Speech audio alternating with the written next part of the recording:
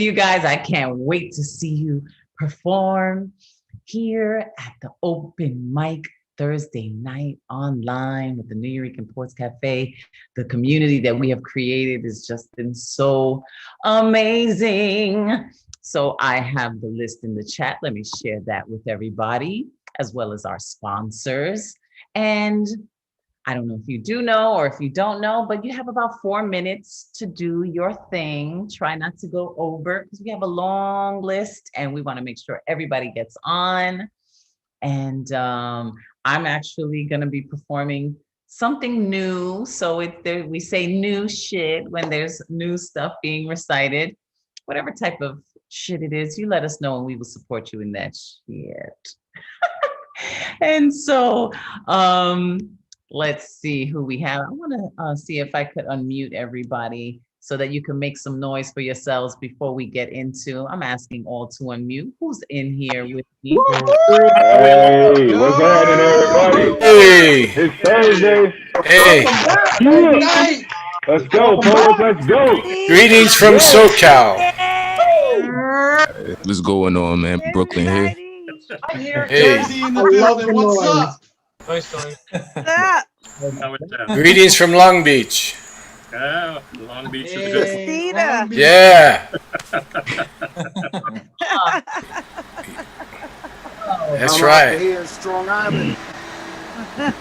I mean Long Beach, California, not Long Beach, New York. Well, is there any other place?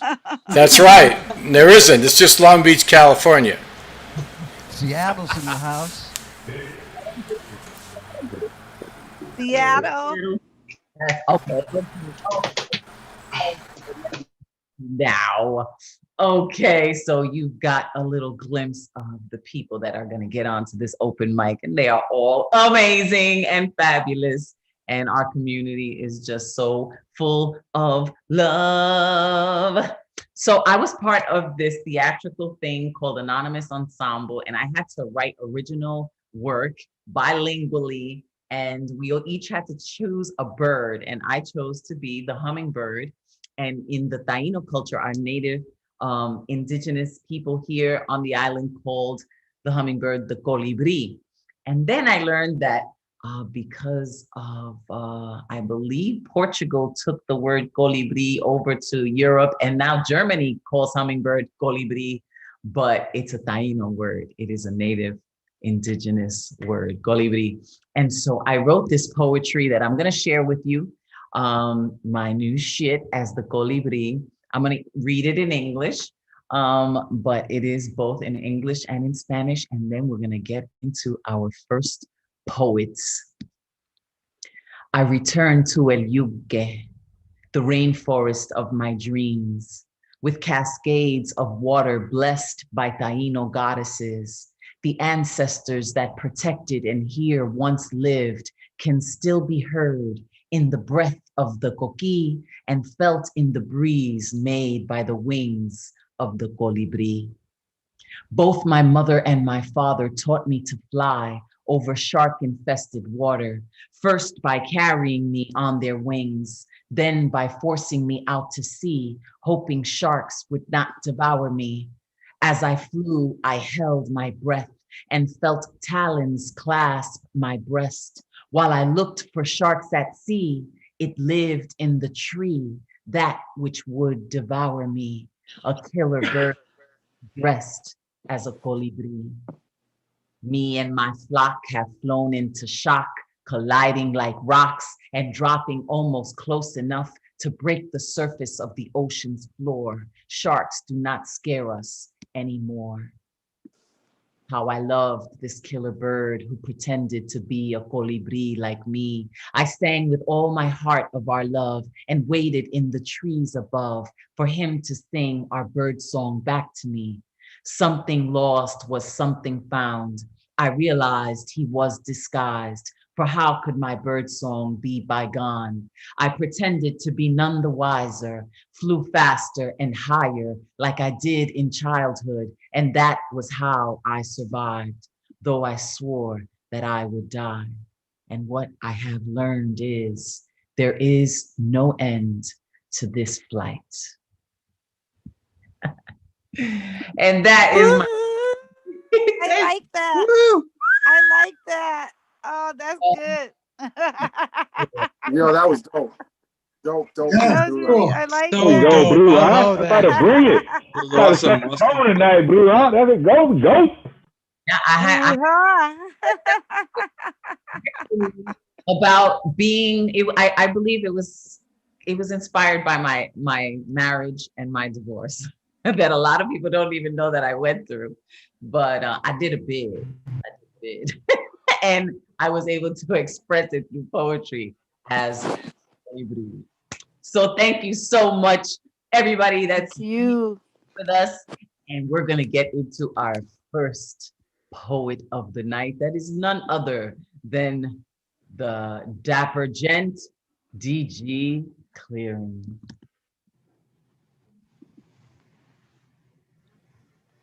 How are you tonight, La Bruja? It is so nice to see you. You're looking just marvelous.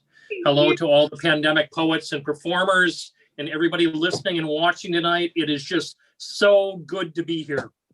You know, kind of on the opposite end, I've got a couple poems for you tonight. The cost of our democracy comes at a price, and it is high. It is the lives and sacrifices that each soldier makes every day, so you can sip your coffee in the morning or worship when and where you want. This is They Cry.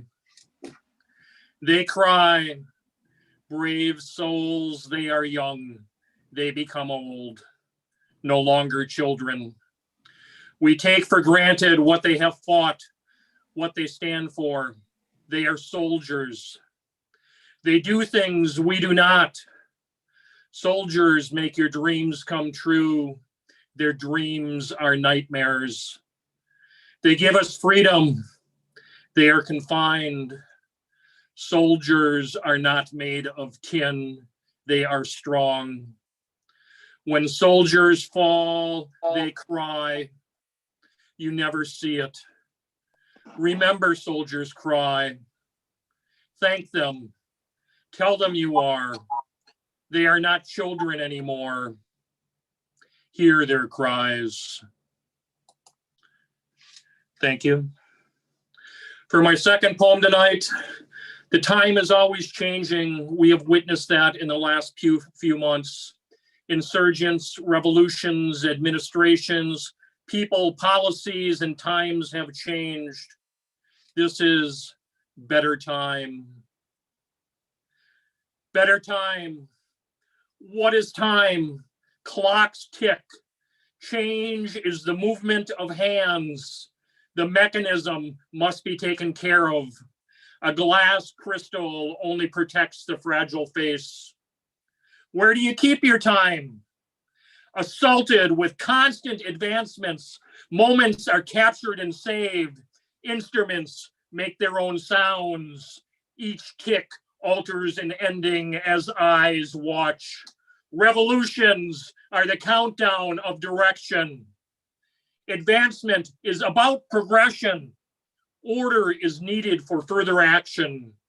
Cases are made to protect the workings. Bands keep the elements in place. Corrections tighten the coil. Assistance is needed to wind the spring. Alarms are set with discretion. The record chimes with transition. Basic notes start the music. Circular motion makes it play. Tick, tick, tick. Captured is the ending of innocence. Constant sounds alter the ending. Tightened with discretion, chimed notes play. Now, is there better time? Thank you. Come on, DG. Yeah, DG. Yeah, man. Fire. Thank you. That was beautiful. Yo. That's great, DJ. Yeah, thank you. Fantastic. Fabulous. Oh, DG wants to say a little more. Let's see what's good before we go to Phil, aka Midnight. You know, my parents got vaccinated today. Very exciting. If you know anybody out there that needs to get vaccinated, please help them in in getting their shot. Everybody be safe. I'm looking forward to all the incredible poets and performers tonight. La Bruja, yeah. Yes, thank you. PG clearing. Awesome. All right. So let's see what's good with Phil, aka Midnight. Now, Bruja, what's up, girl? How you doing? Hi, how you doing? Why are you repping Brooklyn? Always repping Brooklyn. Big time though. You got what? And the New Yorican? Oh, Gotta rep. March, baby. How you doing tonight? What are you up to? What's going on? Hey, let's make a quick, long list. 3 haikus and a poem. Get it. Hopeless romantic. Flowers on Valentine's Day. You should plant your own. Too cute for a mask. Laid to rest in pretty dress. Did she die in vain?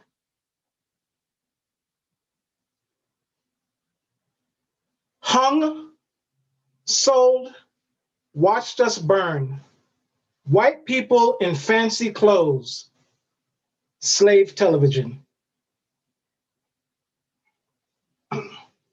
Oh, I love baseball, so let's go. Let's go back into history when the world was really no different. The date, April 15th, 1947.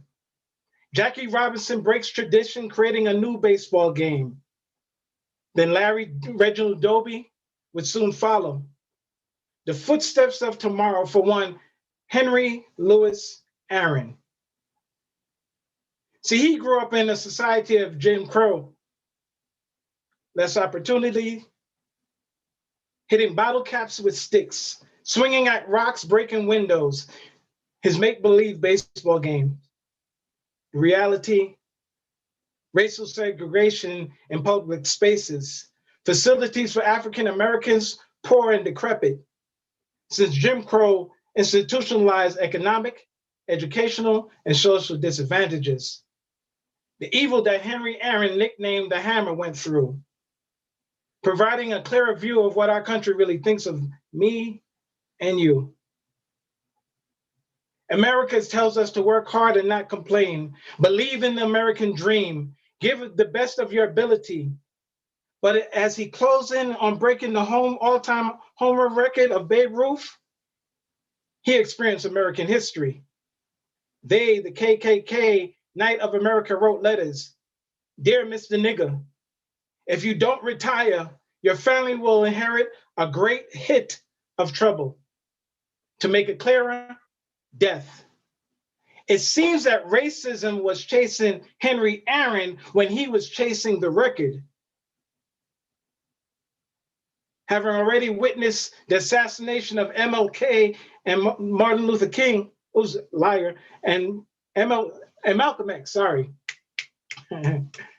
With a variety of threats, only one needed to be true.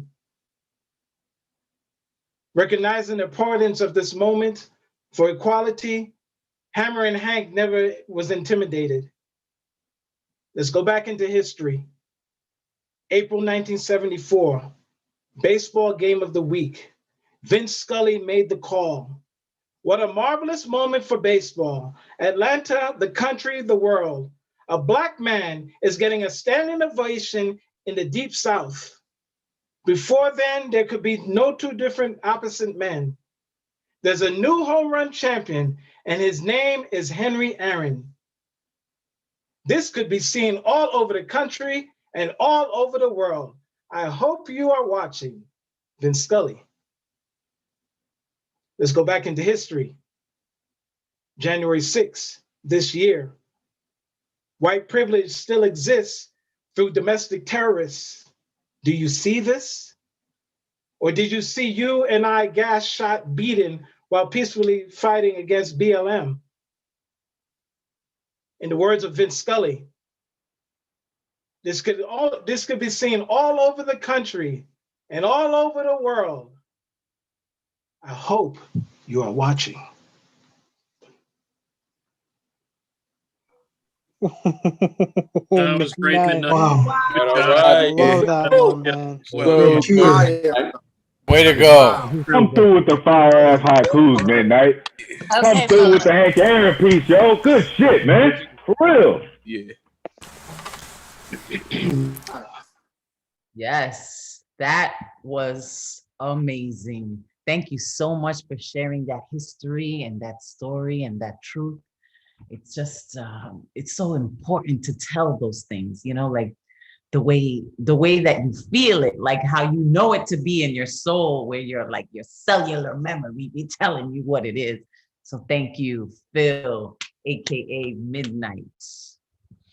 So I had a question because DG be getting first on the list, and I was like, what do you guys do to get on the list and be like number one, number two? You guys really must be so dedicated 24 hours in advance. Like, do you have an alarm set? I'm so curious. So let me know how you got one and two, and let me know these things. But Bill Elkins is here. Let me unmute Bill Elkins. Bill Elkins, how do you get number 3? How do you get onto this show? So many people ask. I just signed up exactly at 6 p.m. California time yesterday, and I lucked out. Last week I signed up at 6:03 and I was 30th. So there's no rhyme or reason. I don't know. I wish I knew. Well, magic was tonight. Okay. All right, I'm going to do an original song. It's entitled Sojourn to the Emerald Isle. It's a song I wrote capturing my trip with my daughter to Ireland when she got her master's degree. Hope you like it.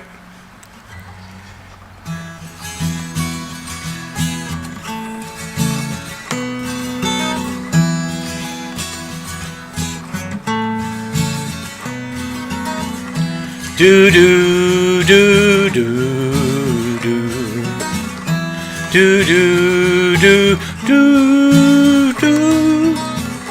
LAX to Dublin Airport, 9 hours in the stratosphere.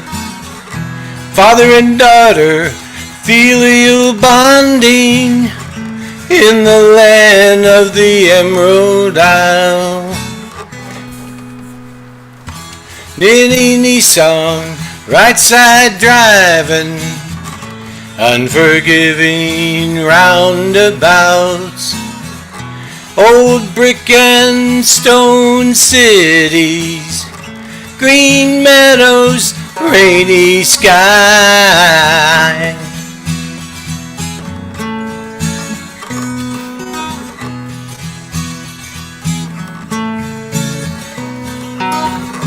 Do do do do do do do do do do. Limerick City, rough and weathered, vibrant people so down to earth. River Shannon, dark and ancient, flown through town to the sea. Dueling music, the cliffs of Moher, majestic beauty crafted by wind. Galway, Upper Salt Hill, troubadours singing songs from the heart. Do do do do do do do do do do do do do do do. Do do do do do do do do do do do do do do do. La la la la la la la la la la la la la la la la la. La la la la la la la la la la la la la la la la.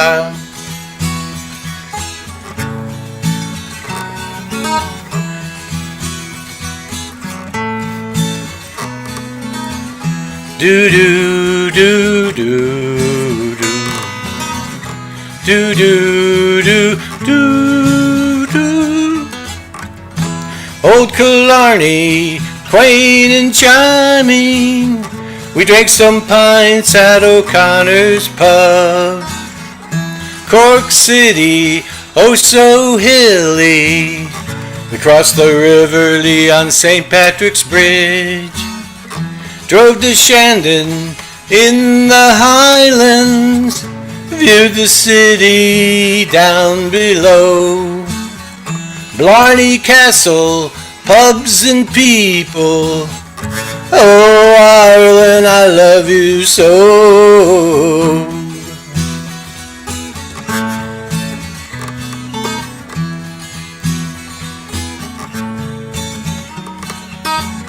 Do do do do do do do do do do. Oh, Dublin, the big Irish apple, city of Ulysses on the Irish Sea. Phoenix Park, Trinity College, some Mamma Mia at the Point Theatre.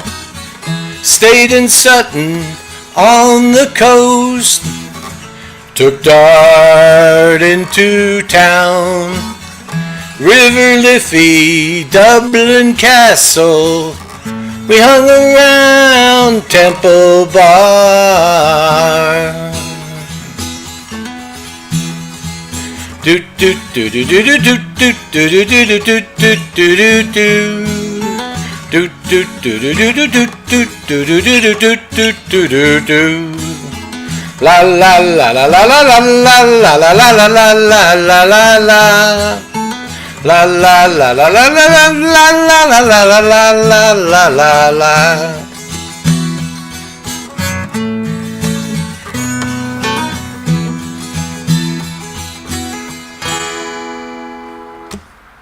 Thank you. Little Elkins with his original Do do do do do do do do. You make me do it, LaBruja. What can I say? An ode to Ireland as well. Yeah, that's right. Gotta love that. I've said in public too that that the Irish are the Puerto Ricans of the white people. Yeah, so we share a lot of history. We do, we really do. So let's see now. Let's go with Eddie Foreman, who I think last week we gave him the name Eddie Fireman Foreman because his poetry is so sensual and seductive. Let's go, Eddie the Fireman Foreman. Oh, Brew, how you make me blush. How are you?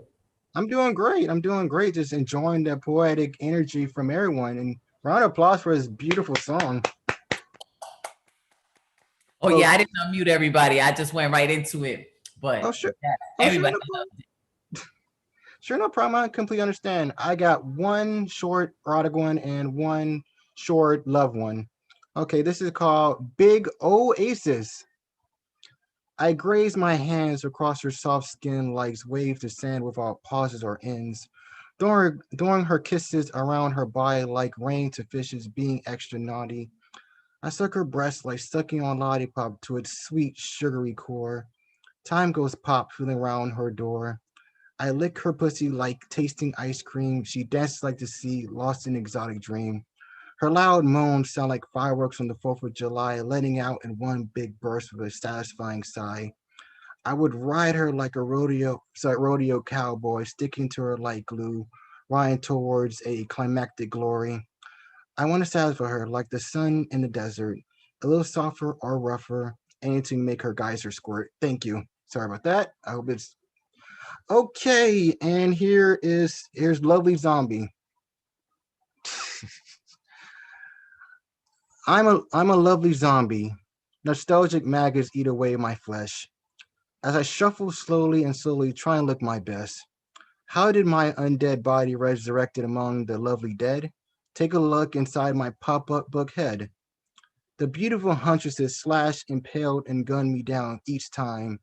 Now full of holes, drinking with the mummy, Wolfman, and Frankenstein. They were skilled by weaponized talents, tantalizing equipment, and blissful grace. I remember what they wore, but not their face. I ripped out my beating heart, and wanted them to take it. They look in disgust and say they hate it. I hunger for blood-warming love that keeps me alive, yet the tantalizing pain gives me chilling hives. Man, they were so beautiful as the sunlight kissed their skin. I don't want much, yet I reached a pointing end. Other lovely zombies said, it's better to love than lost and never to be loved at all. I said, where the hell were you when my heart was splat on the wall? It's not easy being among the dead, no area to weep, willow, or cry. Only flickering stars have enough to laugh, sing, or fly. The sun hugs me with warmth, and the rain tears seduce my thirst. Anything to slow down and prolong my nightmarish curse. Flowers always sing to my foggy mind, weeping bones. I'm just like them, so what? So what happy yet bound by earthly stone.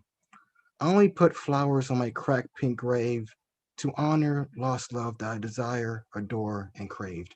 Thank you. Very nice. Way to come through, Eddie. Way to come through, man. All right, man. That title, man. Eddie, way to come through, man. Good stuff. Thank you, guys. Potastic. I love you guys.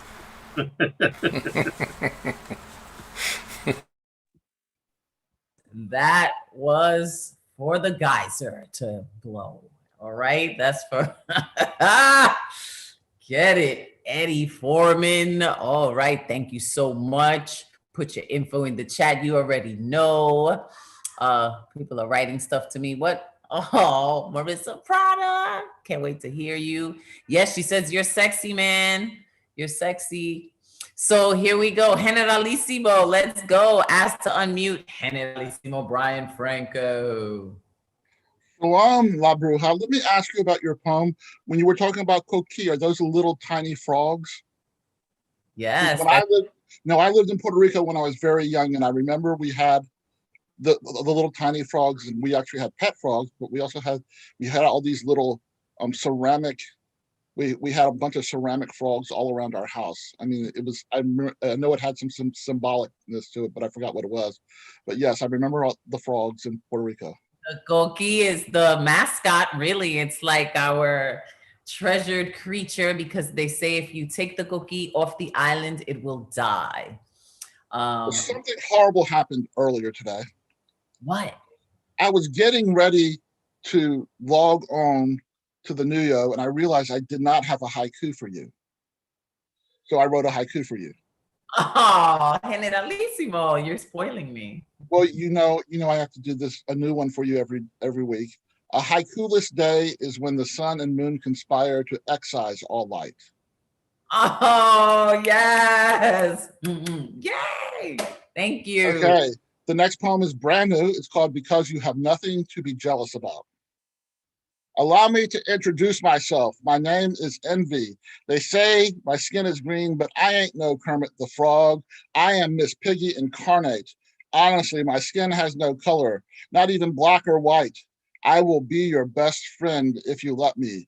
Of course you will, because the enticing aroma of my pheromones is akin to carbon monoxide, except they don't make no box you can put in your basement or wire to your heart or soul to detect me. When we show up at a social event, I promise to make you the life of the party.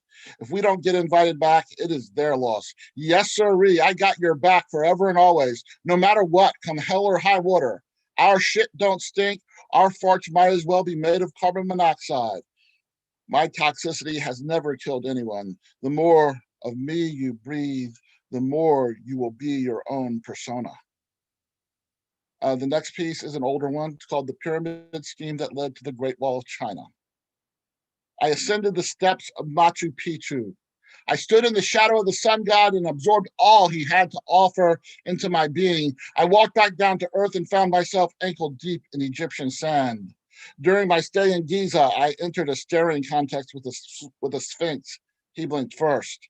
He riddled me with riddles. I knew all the answers. The final answer was to get to the other side. The sky darkened. The stone-faced lion lit a fire. We made some s'mores. He noted that I didn't char my marshmallows dark enough for his taste.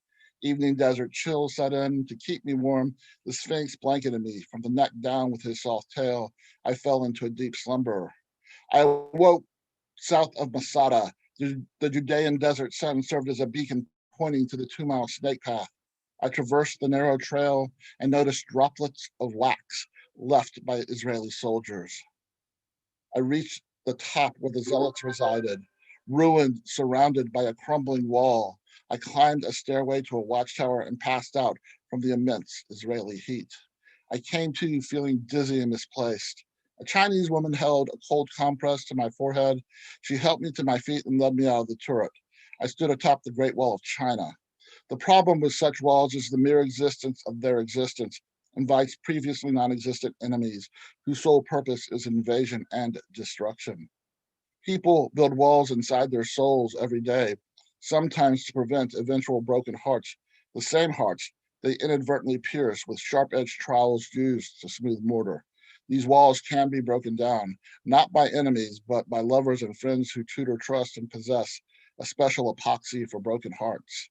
The walls cease being walls and are reborn as complete souls their master masons had denied themselves.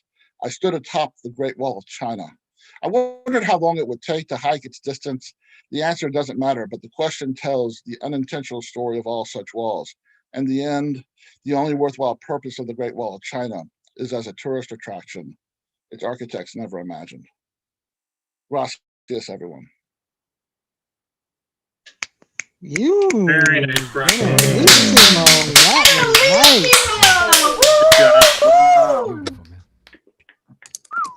Yeehaw. Canada, Brian Franco. So much for that poem. And oh, I think I'm doing this wrong. Let me mute everybody. I'm going to mute you, and then we're going to go with Alexander Goldberg.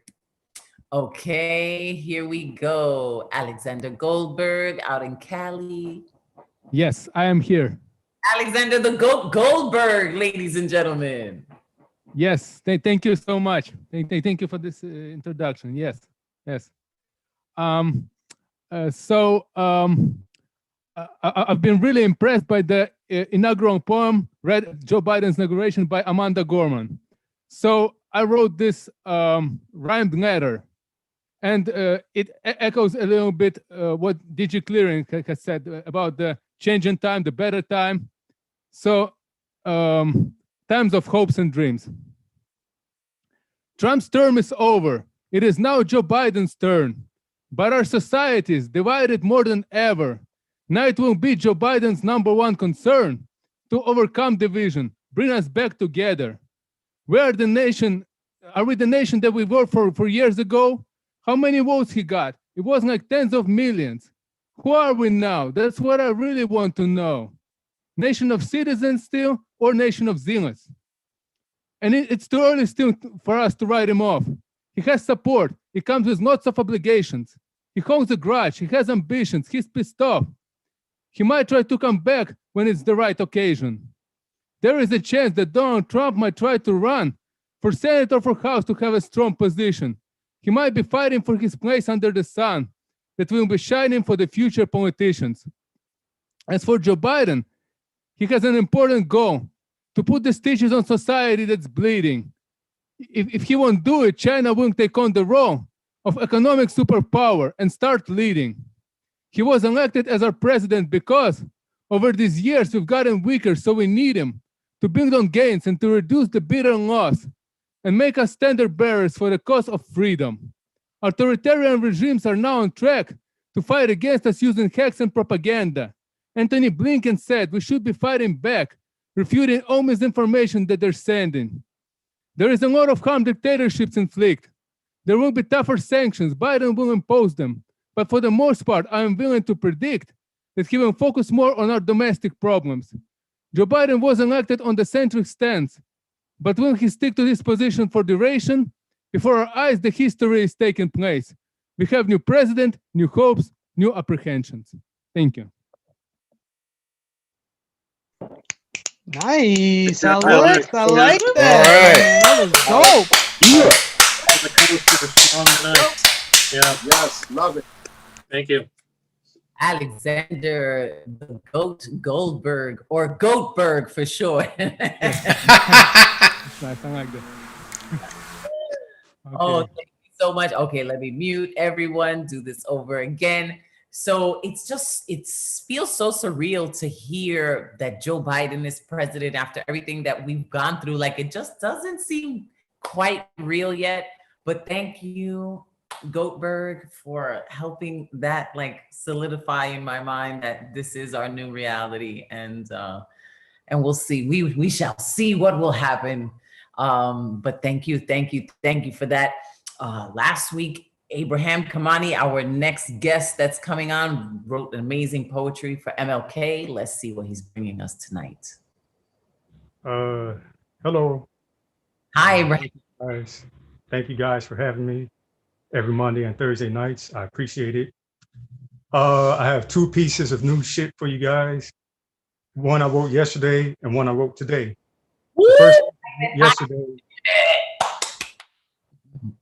First piece I wrote yesterday is called The Abuse of Absence. There is no use in having sex if orgasms last longer than love. When wombs carry a lifetime of scars from 15 minutes of cheap pleasure, wide open wounds give birth to beautiful blessings, battered and bruised before emerging from the soil, branded with question marks, waiting for soothing answers, only to hear the harsh winds of silence invisibly blow lies of not having any offspring in the ears of their offspring, labeled illegitimate bastards, products of young, rebellious, vulnerable nymphomaniacs, left alone to nurture their produce in the garden of neglect, dangling and hope to heal from the dangling and hope to heal from the abuse of absence, in a space unprotected, unloved, unwanted, uncherished. Different planters come and go, crudely dumping their seeds, abandoning the fruits of their unpaid, unsatisfactory labor. Their masculinity is more toxic than waste in a landfill, a blueprint for poisoning apples to generate curses for generations to come, repeating the tragic cycle of being apples that do not fall far from the tree, even though the two are separated by distance.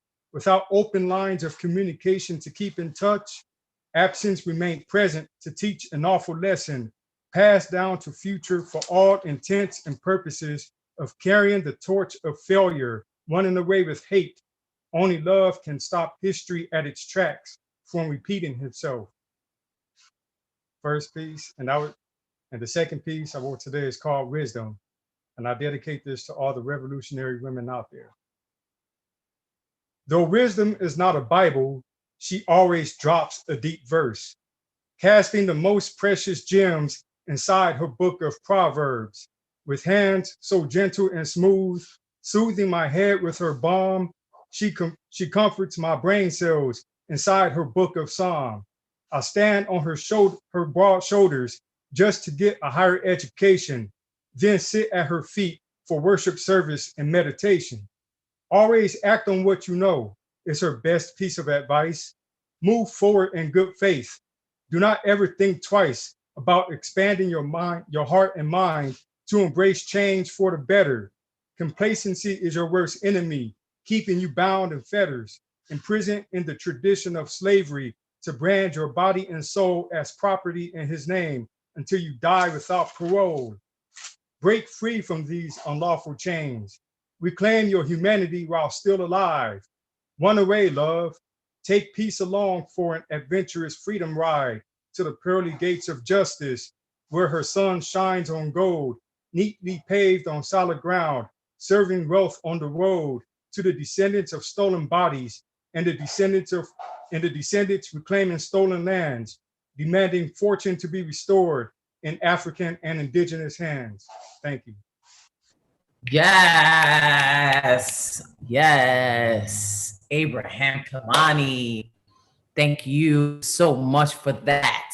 I see Jay LaRock is in the building. I see Lynn Lane is in the building. These are people that aren't on the list, but I just want to acknowledge them. I'm going to ask to unmute both of you, so you could applaud Abraham Kamani. Give him a little applause if you can. Fantastic, Abraham. Yes. Your IG is great also. Everyone should see his IG. Yo, check Agreed. out. Okay, put that in the chat. Let them know, Abraham Kamani. And now let's go all the way to India with our very own Unmesh Mohit Kar. Hey, La Bruja, how are you? I'm very well. So happy to see you. So happy. At the end, I will tell you a word which in Marathi we appreciate people. Not in Hindi, it's in Marathi. At the end, okay? That is a wonderful word, okay? But let's go ahead. For everybody, mute yourselves because I didn't do the mute all so that we could listen to Unmesh and have no interruptions. Take it away. Okay, the first one is called Mind Games. Battles of the mind rarely are kind. They wind, unwind, and rewind. So fragile, single drop of tear can demolish it.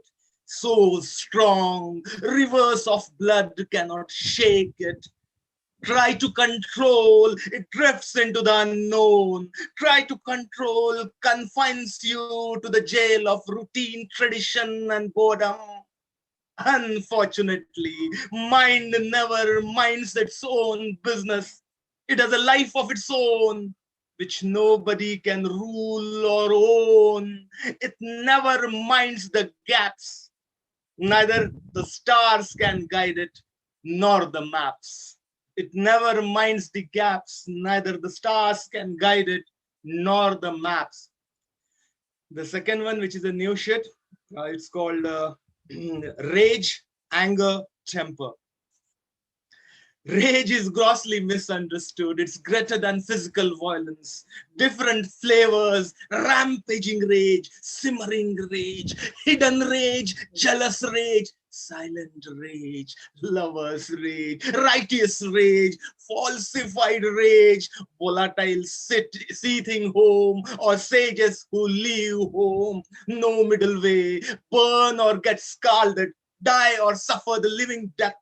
There is no winner in the cage of the rage. It's a maze, defeat in every corner and every phase. In the haze of the rage, countries destroyed, families raised, unforgiving gaze, unrelenting silence, relentless noise, shouting game, fighting game, no shame, broken heart, burning lungs, broken limbs, melancholy winds, singing songs, ringing cops, breaking windows, slamming doors, crying children, orphan parents, homeless adults, shelter home kids, rage, rage, go away, little Johnny wants to play, please don't come again, please don't come again.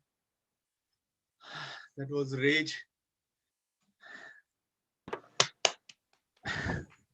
Thank you. He fucking Nice. One mesh. I love that.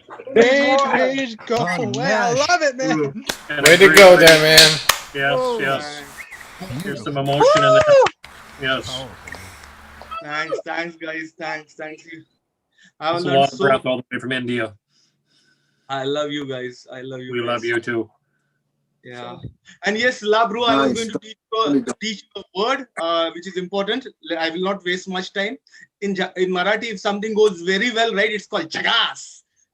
Chagas. Chagas.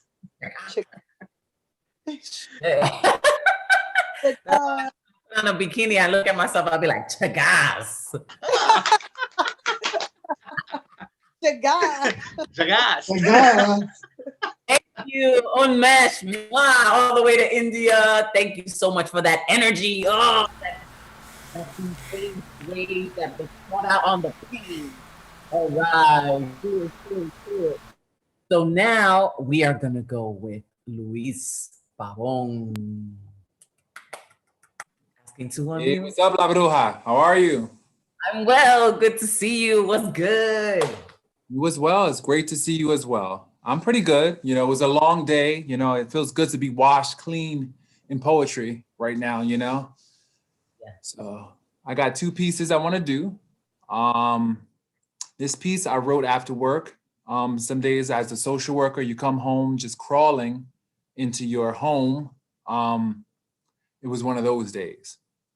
So this piece is called On Coming Home.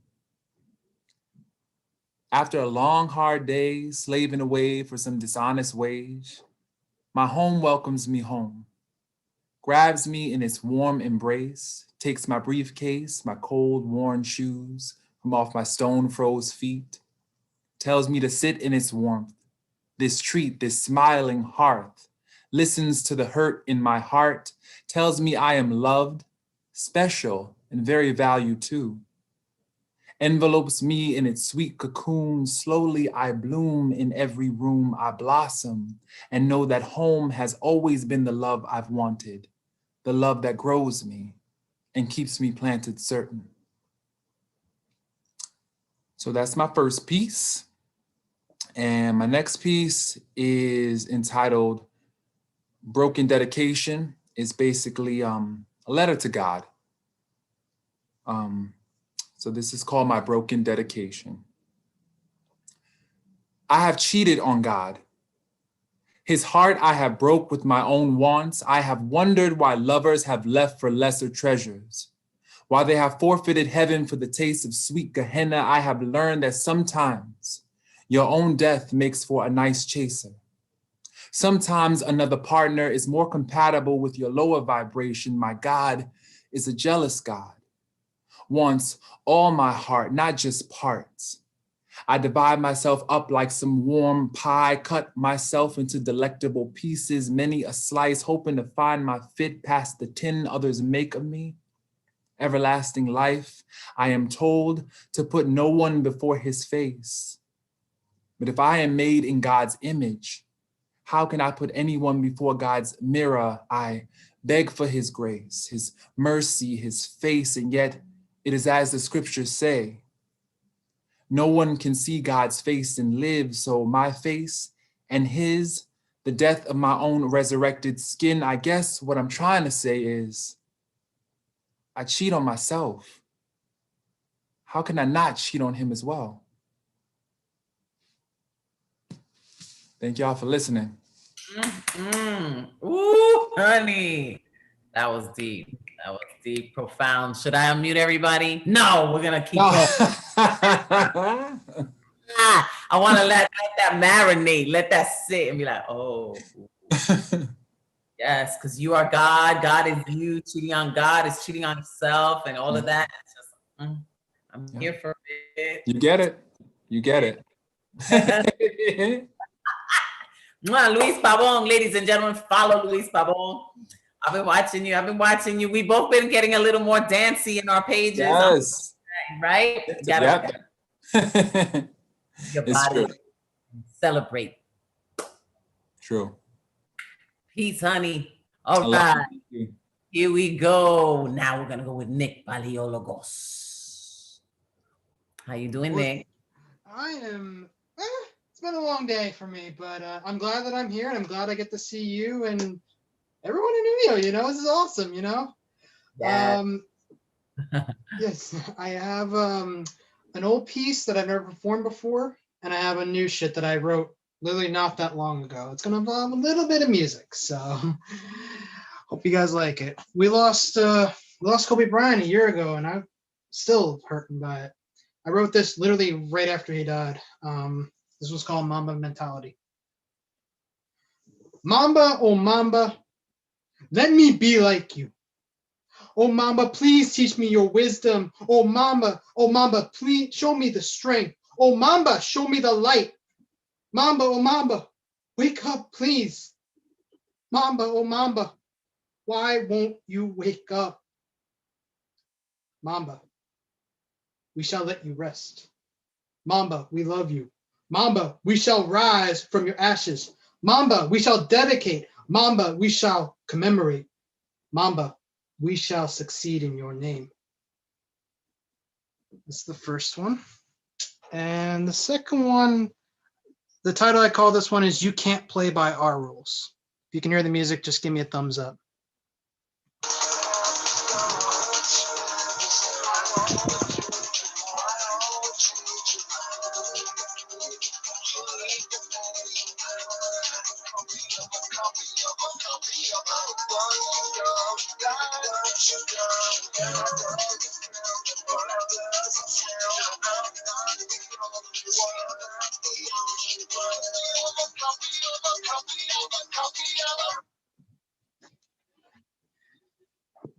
So some hedge managers are pissed off at Reddit.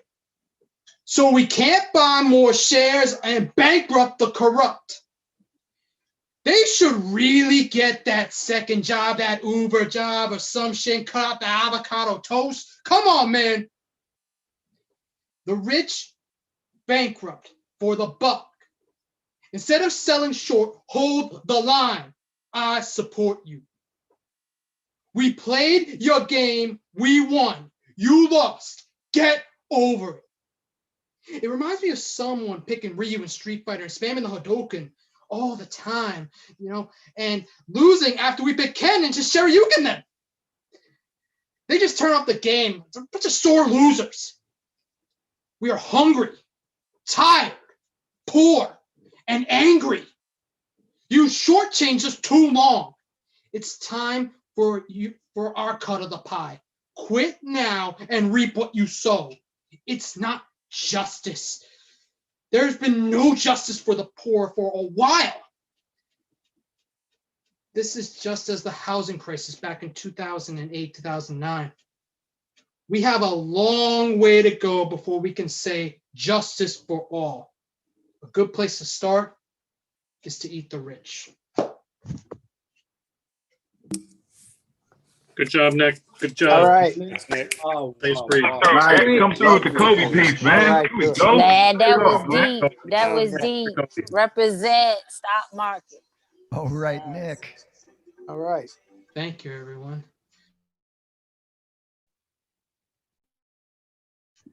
Thank you so much for that, Nick. And you know, your tribute to Kobe, and that is still surreal. And tell us a little bit more. Were you gonna say something else? I really have nothing else to say. I mean, you know, the Kobe piece, I literally just wrote, like I said, I just wrote that literally a year ago, and it still is surreal in my mind to this day. Like, I couldn't even believe it. Like, I just was looking at my phone, and my friend texted me, and I was just like, I couldn't believe it. And this new one, the song I used was a copy of it by 9 Inch Nails. So if you guys want to go check out that song, that's definitely a dope song to check out. Really heavy industrial and everything. I really understand if there's just too many parts. Nosy is is getting into the chat. But thank you, Nick Palliologos, ladies and gentlemen. Now we're gonna keep it going, keep it flowing, and see what's good with Marissa Prada. What is up, New York family? Oh my gosh. Hello, everybody. I see DG got his flower back from that birthday cake of yours, La Bruja, and he put it back on his white lapel without getting any of that chocolate frosting on there. So that was awesome. Oh my goodness. Okay, wait, I gotta change the view. I can't see myself in this poem. I'm gonna just laugh. So I've been busy writing a lot of erotica for you all.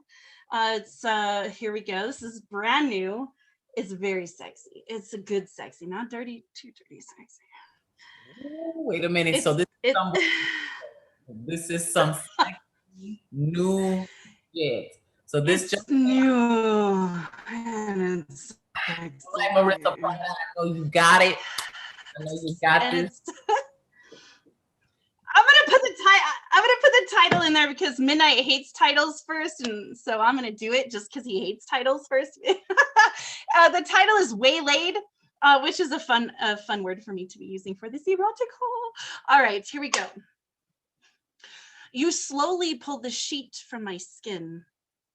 Moonlight cast through curtains. The only line of light in this room falls along my lines. You open my legs, reach for me without hands, yet I lie in wait, waiting for your mouth all night.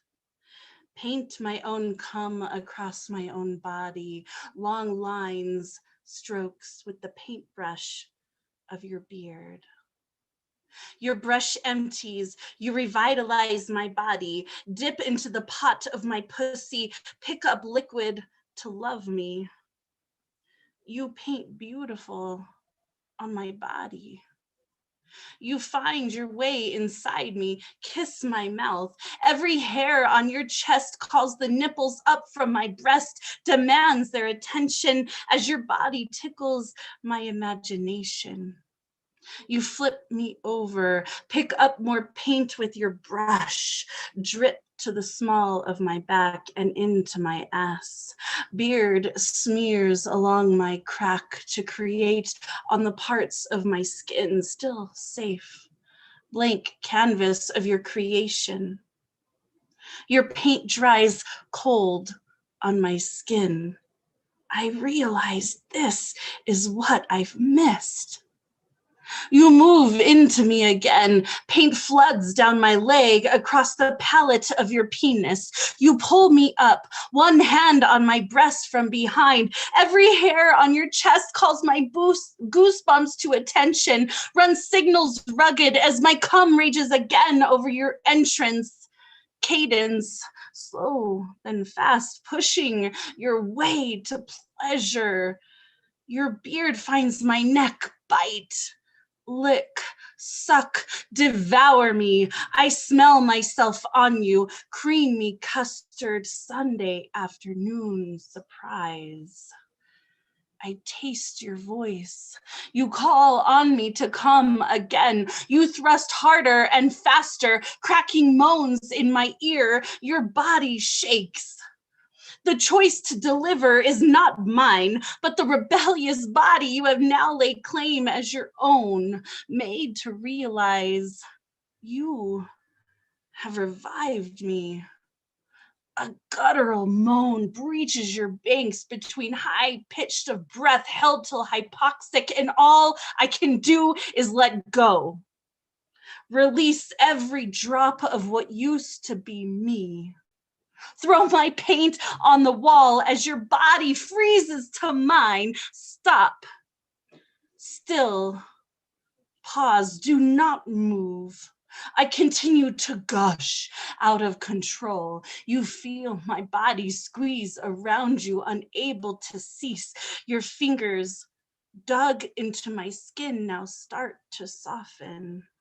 Red mark splotch marks across my breasts. Yes, and yes, and yes again. Do not leave my body just yet, as if pulling away would rip off my skin.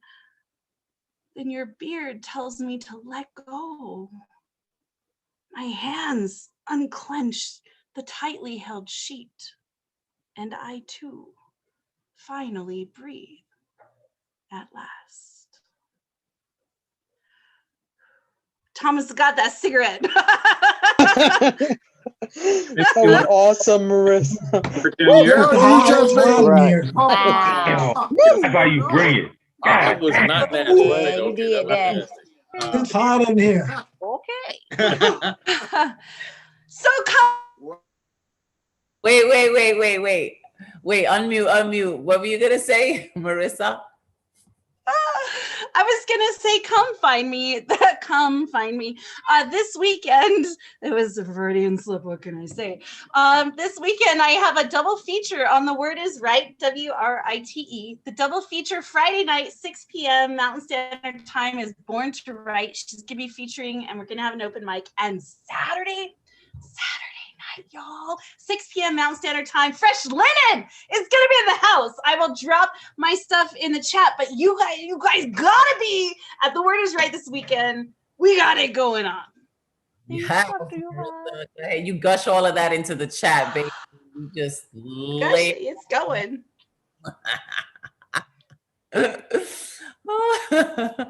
Just extra coats. All right, so let's go with Elizabeth Strauss now. Let's see what's good.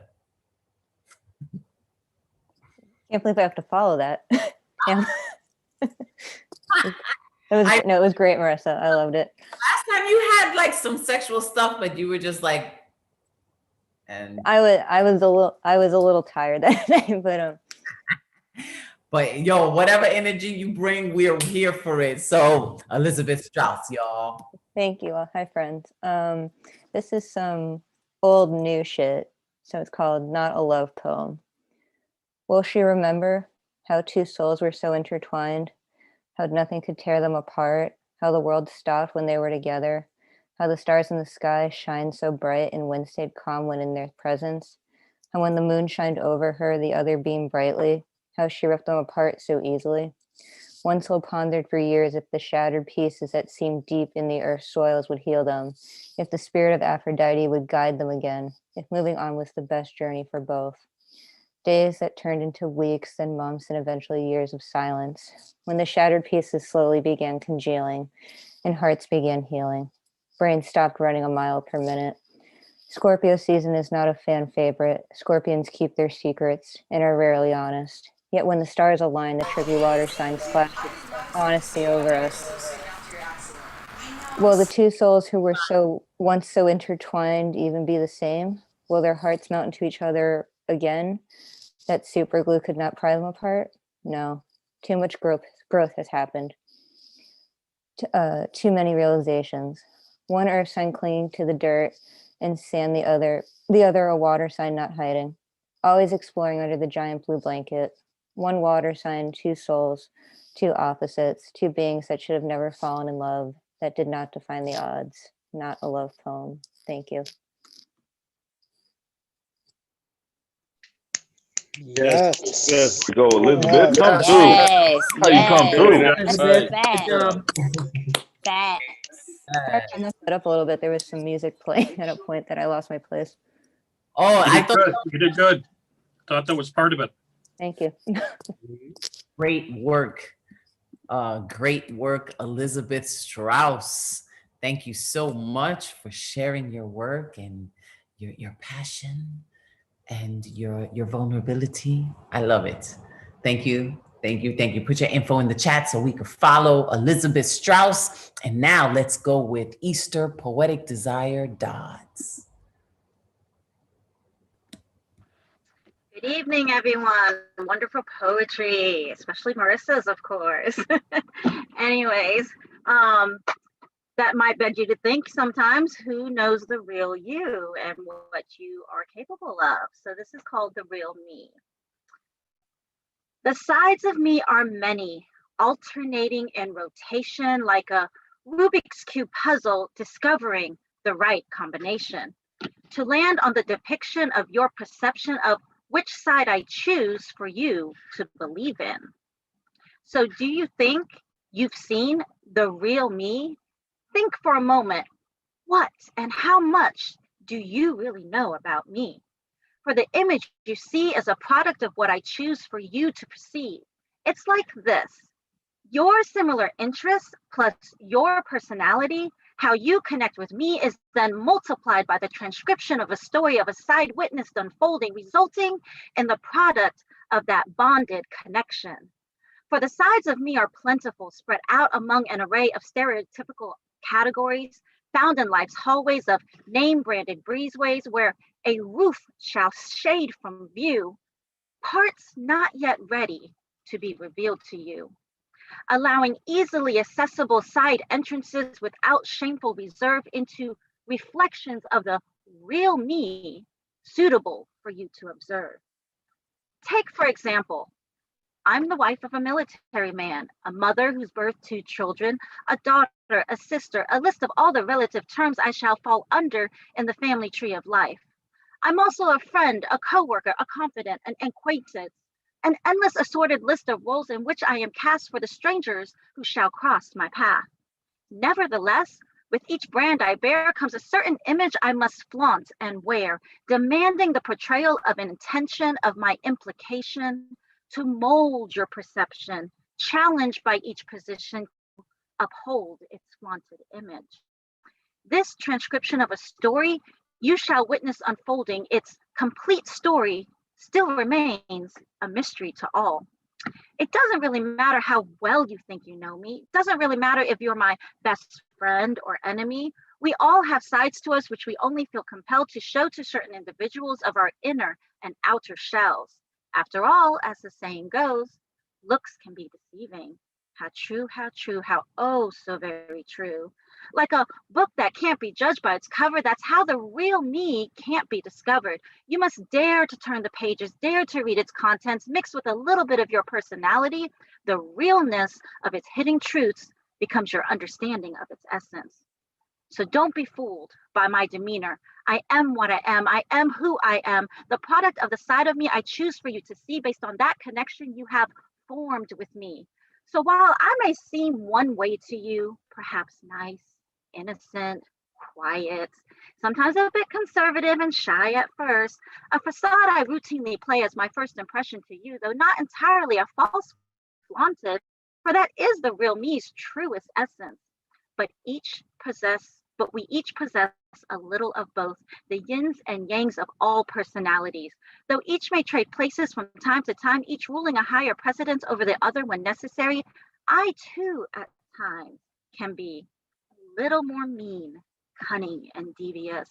If you dare provoke me to portray that guy, a little more boisterous and entertaining when one can help my shy veneer, a little more sexier, naughty, and unreserved when this sweet thing dares to enjoy a night on the town, a trait known all too well to the one who has scored that winning wedlock boudoir touchdown.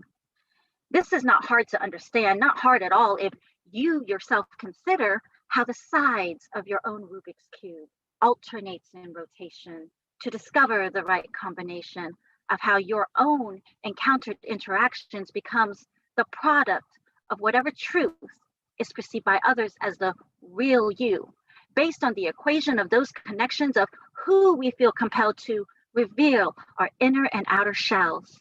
So take a moment to think. Do I know the real you? Do you know the real me? Thank you. All right. Easter poetic desire, poetic Pisces representing, showing all sides. Thank you. Yes. That Rubik's Cube thing stuck in my mind too. I was like, oh yes, I feel you. Get that combo. That's not easy. Once you fuck it up, can you bring it back? I wanted to shout out Elizabeth Schultz was a little throwing some Scorpio shade, but you definitely Pisces tonight. Thank you. Thank you so much. I love hearing all of your sides. You know, I love, you know, your revolutionary side, your rage side, your sexy side. It's just so great because we are not one-sided. We are definitely a Rubik's Cube. Elemental music coming up next. Peace and blessings, everybody. It's another Thursday, La Bruja in the building.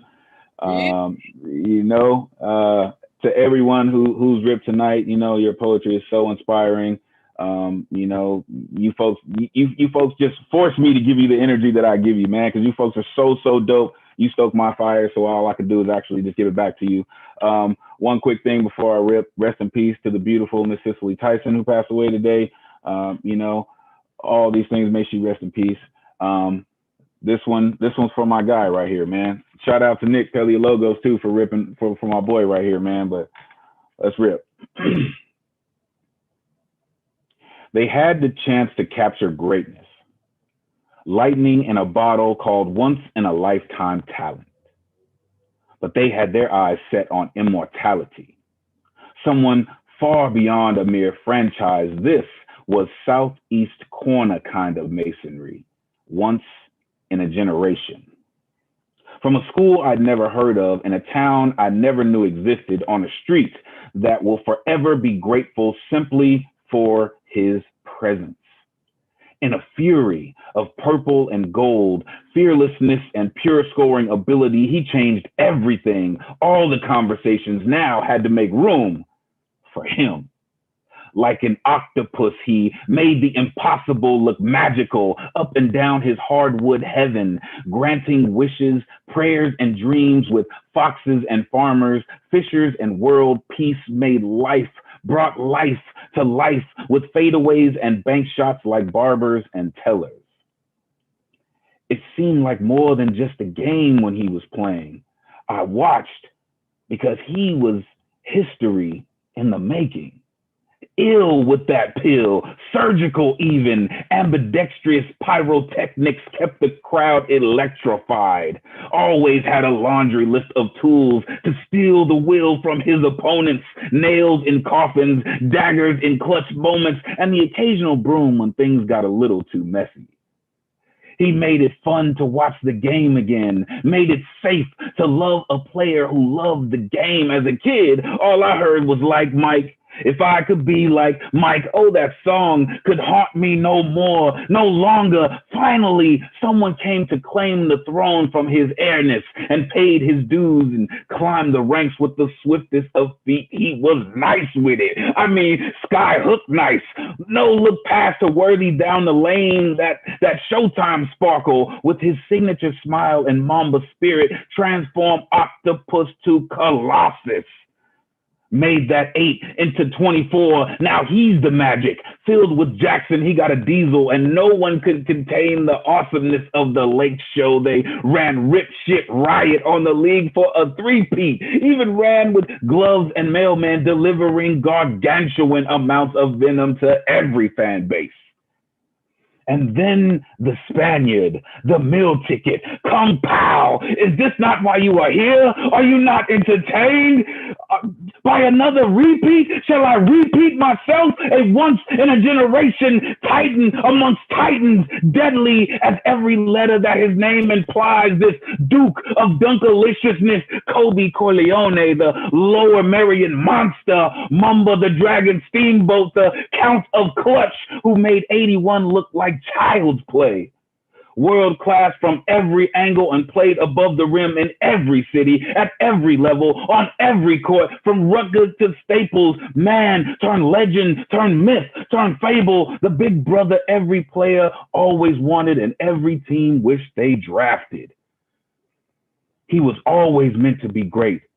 He gave us half his life on the court, and I couldn't be more blessed to have bared witness to his greatness in action, with a trophy case full of love and a fist full of reasons why you can't spell GOAT without Kobe. Peace. Rest in peace to the Black Mamba, man. Wow, that was an incredible delivery. Yes. I heard them players in that. Damn, they're elemental. That was amazing, man. Ooh. Nice job. So good. Oh, what a tribute. What an amazing tribute. Thank you for that.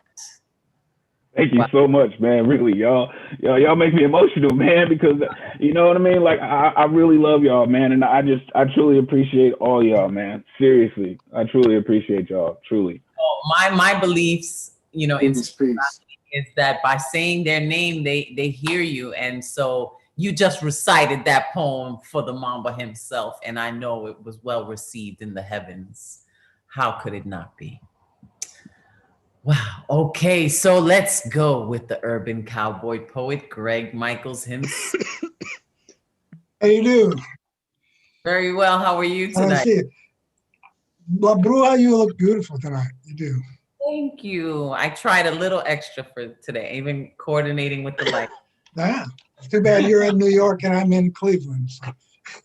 Oh, okay. Okay. I'm going to do 11. I did on a Monday, but I haven't done on Thursday yet. But I have a special request, Bruja. Could you let people unmute themselves if they feel like laughing? Okay, let's do that. But use that power responsibly, people, you know, because if you are talking. No heckling. No heckling. Okay, I come to poetry through stand-up comedy, and I haven't had a live audience in a year, and I really miss the sound of laughter. But no heckling. Okay, Guess so your Legends, death by your wish has been granted. The mute button is you can unmute yourselves to laugh, but don't mess it up. For the Thank you. Gracias. All right. Death by dumb. Friedrich Riesfeld was a keeper at the Paderborn, Germany Zoo. Friedrich ended up much deeper than you ever want to be in poo. His elephant, named Stefan, normally shat with regulation, but his bowels out of step and he was fit with constipation. He'd been cared for like a pet. What was this all about? 20 tons of food he ate for days. Nothing came out. He'd been exercised around his pen and fed a healthy diet. For the anything to ease his pain, Friedman could try it. His animals were his concern. He'd stay all night and sit with a sickly looking pachyderm who couldn't give a shit.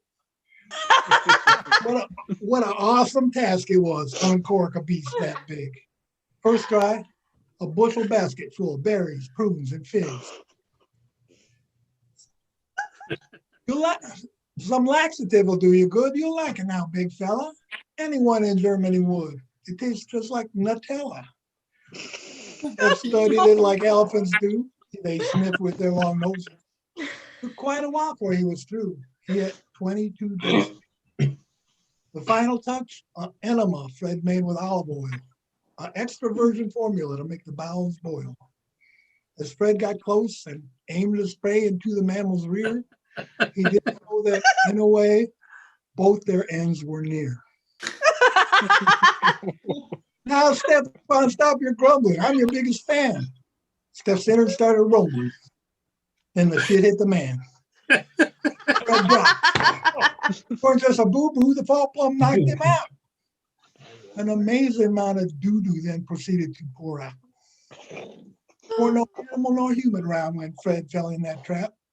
No hound came to rescue him in that there avalanche of crap. He wished he'd been curating for some much smaller species. It wouldn't be suffocating me the waterfall feces. Friedrichs managed one last breath, his final respiration. 2 vets diagnosed his death. Cause was defecation. One way or another, it became a worldwide scoop. German keepers smothered by 200 pounds of food. Now, zoos are full of dirty jobs that someone's got to do. You're thinking that the story's odd, crappy to be true. Well, you won't find a truer fact than that almanac on your shelf. A friend of my cousin Jack overheard it his own self. Thank you. That was awesome. Shit was funny. That was good. That was good. Oh, that was and so. Oh, whoops. Sorry. It's so good to hear that sound again. I really miss laughter. I live for that.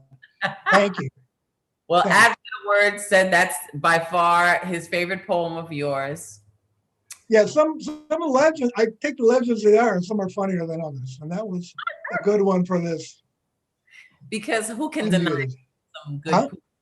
No one can deny poo-poo, the poo-poo joke. I know.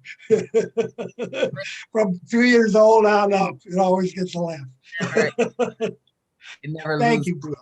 Never loses its Bring fun. on the next great poem. Thank you, urban cowboy poet. With the poo-poo. Okay, so now we're gonna go to England and let's hear from, highly recommended by Marissa, let's hear from Francis Gome. Hello. I hate being recommended. It always means that I've got to live up to the recommendation, which I don't know if I can do. This is something I've never read before. Make of it what you will. It is the 21st of January. I am hunched over a bowl of microwavable Christmas pudding, smothered in expired caramel brandy butter. I am delicious. My friend and I are having an argument. He is 5'3" and I am 5'11". He points out the kyphosis in my nerd neck and the internal rotation of my shoulders before standing all his body weight upon 2 fingertips. My girlfriend and I have not been intimate in over a year. It is 2 a.m. Her cat is sat purring on my sleeping head. She quits her day job at the exotic pet store and starts work at an animal testing laboratory. My best friend is going to Bangkok next week. I post a photograph from the top of a bridge. I comment, cool. He replies, want to come with? I reply, totally. He types, it's a date. I am feeding her cat while she is away. I let myself in with the key. My flatmate complains about me having the key. My best friend falls from a Bangkok hotel window. His death is in all the papers. The online comments are brutal. I wish I could swap Kung Fu Man for Bangkok Man. My dad gets a cold. His colitis medication inhibits the antibiotics. The infection spreads. His lungs fill with fluid. I get into a fight. I land a sweet blow to the chin. He bulldozes me down the corridor into a disabled toilet, and I gouge his eyes as he bites my forearm. Someone recalls this fight as that time you punched a one-legged man in the face. Oh yeah, I always forget he had one leg. I move into a flat. I find her clothes in the bin bags. I hang them in the wardrobe. One day she'll come and claim them. Bangkok Man and I have been to the pub. He asks if I want to double team his fuck buddy. When I decline, he asks, is it because she's so incredibly ugly? I tell him that's not the issue. He says it's not gay. I say, that's not the issue. He says, is it because she's ugly? What if I got someone who wasn't so ugly? She has his abortion. My father doesn't respond to oxygen. He's given a 15% chance of survival. Part of me thinks, now all I need is mum to die, and I'll be able to top myself. The one-legged man and I stand at a bar. He tells me he has problems with his sight some days. I tell him I still can't feel my thumb where he pinched the nerve with his teeth. We exchange pints. I am at Bangkok Man's funeral. There is no one to grieve with. I am introduced to his parents by one of his awful friends, and his fuck buddy interrupts. If he was still alive, he'd call you what you are, which is a cunt. Neither I nor his parents know what to say. I realize this is the nature of grief. Kung Fu Man's partner rings me. His brother has just hung himself. My father pulls through. I still have her key. Me, the one-legged man, and a friend of my ex are all at a pub together. I don't know why. She's staying over at a hotel. The one-legged man offers to walk her to the hotel. I offer to. She picks me. I give a long, smug smile to the one-legged man. It is the worst sex of my life. Kung Fu Man tells me he's come to realize I am not someone he can rely on. I've lent on him ever since we first met. I can't support my own weight. How could I carry him? I use her key. We stand in our old bedroom. It is empty except for the prostitute beside me. This is still not the worst sex of my life. My dad wants me to learn how to drive. He pays and offers to pay for the lessons. It's times like this. It would have been easier if he just died. I contact her on Facebook. She points out it's been 5 years. Put the key in the lock.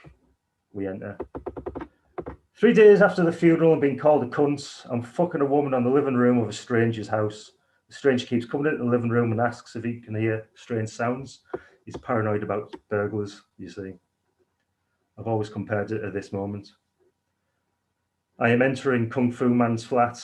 He's just found out his brother has hung himself.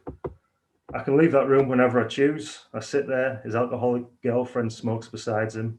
He asks me to leave. I'm relieved. It's funny how abrupt the narratives we try and impose on life end. Francis, that was fascinating. Wow. When did you write that poem? I wrote it about a year ago, but I've tinkered with it just to change it. Oh, okay. You tinkered with it. People, Paul Conqueso said that it was grim and light simultaneously. I like that. I agree with that. And you're living up to your beard. Advocate of words. So Thanks. If you ever let me on, I'll do a lighter poem. No, don't you change a thing. I was in awe. I was definitely in awe. Going from the living room where you're banging the chick and then your dad getting fluid in the lungs. And then I was just like, what? Wait, okay. So thank you for that, Francis. Boom. What part of England are you in? I'm from Middlesbrough, which is in the northeast of England. Oh, okay. And then he said that he hadn't been intimate in a whole year. So I was like, I like that accent. It wasn't a year, it was a year. So thank you. Thank you for all of it, the experience. And thank you, Marissa Prada, for the recommendation. And now let's see what's good with Jeff Cartrill. Hi, how are you? Great, how are you? I'm good. Let's do this thing. So, I recently wrote a novel, and I've begun the grueling, frustrating process of trying to find an agent and or a publisher for that. But along the way, I got distracted, and I wrote this. This is called Dream Agent. Hello, hello there. I am a literary agent, and how I love my job. I love my job so much because I love books so much, and I am a good and kind literary agent. I'm not like all those other literary agents. No, all they care about is money and being marketable and maintaining status in the industry and all that. But not me. I don't care about money at all. All I care about is books. I love them so much. Now I shall start my workday. Time to check my email. Checking my email. Oh, look! Somebody sent me a book. Wow! Somebody I've never even heard of took the time to send me a book. Who'd have thought somebody would send me a book? That's crazy. I just can't wait to look at this book. I bet it's pretty good. Wow! Wow! What an interesting book. Look at all the quirky characters. Look at that plot. I didn't see that part coming. Lots of good writing and stuff too. And the ending makes me feel good. What a nice book. It's different from the other books. I bet a lot of people would like reading it. I don't know which people specifically though. I can't see that it fits into any neat genre category. I don't know how a publisher would market it, but that's okay. Marketability doesn't matter to me. I care about books. I'm a good agent and a kind agent. And I think my job is to bring interesting books to people, especially ones that are different like this. That makes the bookstores more interesting. Let me read this person's query letter again. What a nice query letter. Very professional sounding. All the words are spelled right and everything. It has a real business-like tone. It makes me think this person would be easy and straightforward to work with. Let me read the biographical information. I see the biographical information is a bit thin. Not a lot of publishing history. Nobody knows his name, not even me. I don't know how I could promote him alongside all those other big and established names in the writing industry, but that's okay. I'm the kindest literary agent in the world, and I think it's my duty to help up-and-comers get a leg up in this crazy cutthroat world. And isn't it cool to find a new writer that nobody's heard of? I sure think so. I can tell this person put a lot of hard work into this book. I can tell he really wants to be a writer. But it's so hard to make a living from writing, even if you're good at it. I bet this person struggles to find time to write. I bet this person has to work at a job, maybe even two, that doesn't make any constructive use of his talents or passions. Not like me. I love being an agent. But imagine having to work 40 hours a week at a job you don't like. Think of how that would suck out all your creativity and damage your soul. It's a miracle that this person doesn't blow his brains out with a gun or something. But I can make this person's life worth living. All I have to do is sell his interesting book to a publisher, and then he can do what he wants for his job. I have that power. Well, I'm a very kind and good literary agent, so I will send a nice email back to the writer. Opening a new email. Now typing. Dear writer, how are you? I am good. I just wanted to say that your book was really neat, and I want other people to read it too. Maybe we can get it in bookstores with all the other books so people will buy it and we will both make a lot of money. And then maybe you can quit your soul-destroying job and then you won't shoot yourself or whatever. Wouldn't that be something, huh? So please let me... Oh, look! Somebody sent me another email. Wow! I hope it's another interesting book. Oh, it's from the head office of the agency. I bet he has some interesting things to tell me. I can't wait to read them. And he says, I'm fired? What? But this is my first day.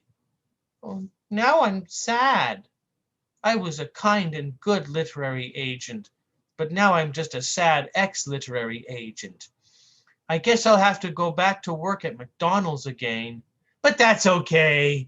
I was the best and kindest McDonald's cashier in the world, and I will be again, because I love McDonald's food. I smiled at every customer and gave them the food they wanted and never spat in it, even when they deserved it. I had that power. So maybe it's a happy day after all. Thank you. That's called Dream Agent. Woo! All right. Yes. Nice, man. That was awesome. Love the keyboard, man. Definitely love the keyboard. Love it. So good. Happy day. Hey. All right, Jeff Cartrill. That was very, very fun. And yes, the keyboard, I loved it too. Very theatric. Jeff Cartrill. It's like a children's story, but adulted. It was great. So I have a question. There is a Sarah Erin in the chat, in the room, and I know that Sarah Goldberg, it says, yeah, I'm the same person. I just go by my name. Sarah. Hey. Sarah, where are you tonight? I am in Boca Raton, Florida. Okay. Yeah. And I have some new shit, but I also have a poem that is going to be in a book of mine that's about to be published, which is going to be promoted on my Instagram and stuff. So I'll definitely drop that in the chat too. But let's get right into it then. This poem is called New York Accents. I think New York accents have a strange, calming quality to them. Maybe it's because I grew up around them, and basically everyone I hold dear seems to have one, including you. I feel like anytime I'm anxious or worried, hearing your voice and its distinctive qualities is the ultimate cure. When I'm actually near you, I can pick out your voice from anyone else's in the room. I don't know why, but your accent has always sounded unique to me. Maybe it's the pitch of your voice with the combination of the accent, or maybe it's the fact that when I hear your voice, it's an undeniable case of the butterflies and causes my cheeks to flush. I can't remember the first time I'm able to distinguish your accent from every other New Yorker around us, but I do remember the first time that I realized I was in love with you. You stepped foot into the crowded restaurant, and I immediately felt like I was looking at the Christmas tree in Rockefeller Center for the first time. It truthfully came as a shock to me, because out of all the years I've known you, and all the times I've been with you, I never felt like I'd truly seen your magnificence until that day. I specifically recall your story on how you felt your laugh sounded, and how your eyes seemed to glow when you smiled. I go back to that day in my mind quite often when I'm missing you, or when I need to be reminded of how astonishing you are. When I think about my feelings for you, it invariably comes down to hearing your voice and how its melodically unmistakable New York accent seems to alleviate and kickstart my aggressively beating heart, somehow synchronously. That's the first one. And this is my new shit. I wrote this like last week. It's called Love Defies Age Until It Slaps Me in the Face. On the morning of your birthday, I was awake until night, not intentionally. I just feel more productive working by the light of the moon. But when I realized the clock struck 12, I took 2 shots of tequila out of pure disbelief and made an executive decision to finally sleep. Rest was no escape from the slut in the shape of a red palm on my cheek that somehow sneaks its way onto my face, reminding me that you age every year. The same way I do, the same way everybody does. And still, every year it shocks me when I dream about you as if you haven't aged at all. You haven't aged the first time you made Mock stop ticking for a second, stalled in time, then it walked into the room. I forget that the pages of the desk calendar have been ripped off month by month, pen cross by pen cross, adding together, marking the years that have passed since that day. I am a battery-operated calculator, able to do the same math, the calculator on your iPhone, but remaining decades behind in technology because I was still young enough to not recognize the gap that separates us. Well, I shouldn't say not recognize it at all. I was always aware. The math just didn't equate to anything relevant. The sum didn't register in my brain as an acceptable answer to my equation. I've always struggled with math. Our ages continue to climb up a rock wall we will never be able to scale down from, forever bouncing and twisting our way to the top. Where is the top?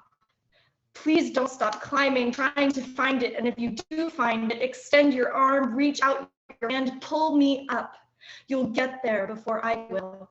Grab onto the next rock and maintain your stable footing as slowly as humanly possible while I continue to convince myself that catching up is possible, that I actually have the necessary balance, the necessary hand-eye coordination, the energy, the capacity to climb faster, even when, from your view, I will perpetually be perceived as a speck of chalk in a bucket on the ground. Thank you. Y'all, that's Hey, Sarah, way to come through, Sarah. Me gusta lo. Sarah! That was brilliant. Wow. Thanks. I'm so glad you came. Y'all, she's so talented. Sarah, oh my goodness, you had everybody from New York feeling like that poem was about them. I tried. It is, isn't it? Yes. Thank you, Sarah, for joining us and sharing your new shit and your cool shit and love. Thank you, Sarah Erin Goldberg. Thank you. Put that info in the chat for everybody. You know. Yeah. Thanks so much for having me. I'll definitely do that now. Yes, you were awesome. Make sure you come back. Come back. Oh, you're right. All the new. Like, we're like, yo, you like the way I sound? Make sure you come back. You like how I sound, boo? All right. So now let's go all the way to Strong Island with the thunder lung of all time. Show some love for Ray James. Oh. Hey, ooh, sunflowers. I love sunflowers. Flowers. Yay. How you doing? Hey, Regine. Hey, girl. I'm good. I'm good. How are you? Good. Real good. Good to see you. What you doing for us today? Old shit, new shit? What you got? I'm so glad you asked that. I'm actually doing old shit and new shit. Okay. Take it away, Ray James. Yes, yes. So in keeping with what feels like the theme, these are both about love. So let's do some old love and some new love that I wrote today. So old love first. If it will cooperate with me. The devil is a liar, child. Yes, I got it. This God is good. Okay. Singing love songs. It really don't make no sense how someone could make me feel like this. Make me furrow my eyebrows, but not be confused. I'm so clear. It's so clear. It's you. You cannot be substituted, this feeling. I'm so sure about it. I may not know much, but I know these butterflies, these flapping epiphanies in my belly are not gas. Not just remnants of your rocket love, not mere masses of hot air blown into my sensibilities to confuse my conscience and persuade it to look the other way, while a thief with quick hands, handsome features, and a body that makes my breath catch, my face crumbles, forces me to mumble, damn. Forces me to pursue humble more diligently than I pursue right, to give it my best, because if loving you is wrong, then shit, you know the rest. I mean, the things we do in the absence of light. Do you want to rock with me tonight? The love we make, the sweetest hangover at sunrise. The way it reminds me of every time, how often I'm reminded. How every love song sounds like soundtrack to our thing. How matrimony is melodious, cause dig it, I'm so into you. And our reckless love, the love we made in our youth when we were too young to put fear before faith, makes me want to play another slow jam. Makes me want to dance with you forever, want to place my head lightly in that spot on your shoulder, the one I fit my mind and all my dreams into, wrapped in your arms, your embrace warm, strong. I feel like a woman when I'm with you, feel like I can place my burdens at your feet, like we can ponder them together. Simply put, I'm better with you. And I can see it in your pretty brown eyes. Love lives there too, because reciprocation is proper communication. You give it right back to me, your love like vinyl. Never skipping, but always on repeat, because you know I'm yearning for your love. Even in the midst of our misty blues, the ups and downs of these love roller coasters, when it's like you dropped the bomb on me, baby. I'm hoping you don't say goodnight to us, because if this world were mine, I'd take all my time to tell you just how much you're all the man that I need, how I will always love you. So please, don't ask my neighbors, let me be clear. Love still lives here, because even if I've traveled to the end of the earth, please remember that you can always send for me. My love like a boomerang, I'll come to you, singing sweetly, always and forever. So that's the old one, and this is the new one. If it will let me rock. We gonna get this today, y'all. We gonna do it. That's what we gonna do. Okay, here we go. This is called This Is How It Feels. There is joy now. I understand it. Even though I don't know how, I keep returning hands out, hoping for more of it. Pestered by peace to pack plenty pestles, cause the pressure necessary is great. Circular and pounding, I am here. Open-chested, hoping like hell to be and not to be bested, but with each caress, it's obvious. Is this joy? Have I somehow stumbled upon it? Couldn't be that I had earned it. I mean, I am far from worthy. I just now started even liking me. You feel me?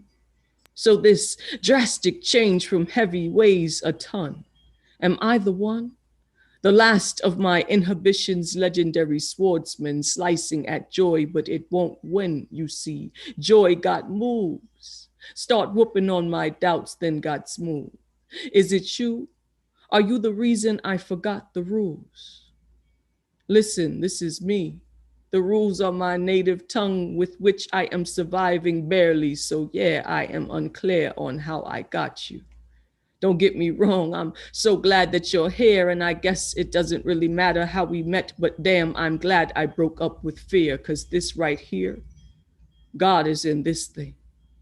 that makes us feel healed. I guess what I'm really trying to say is I understand why you're here.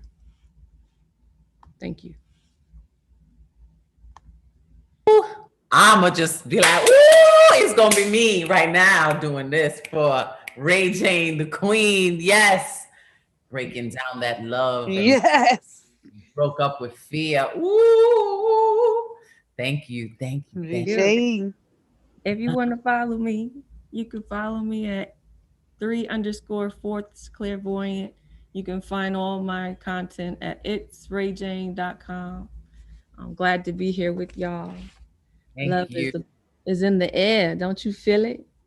I do. I really do. A lot of reflection, a lot of things, you know, old love, new love, love of self. Love is just like I wrote yesterday that, you know, every day is a ritual of love and gratitude. So Ooh, bars.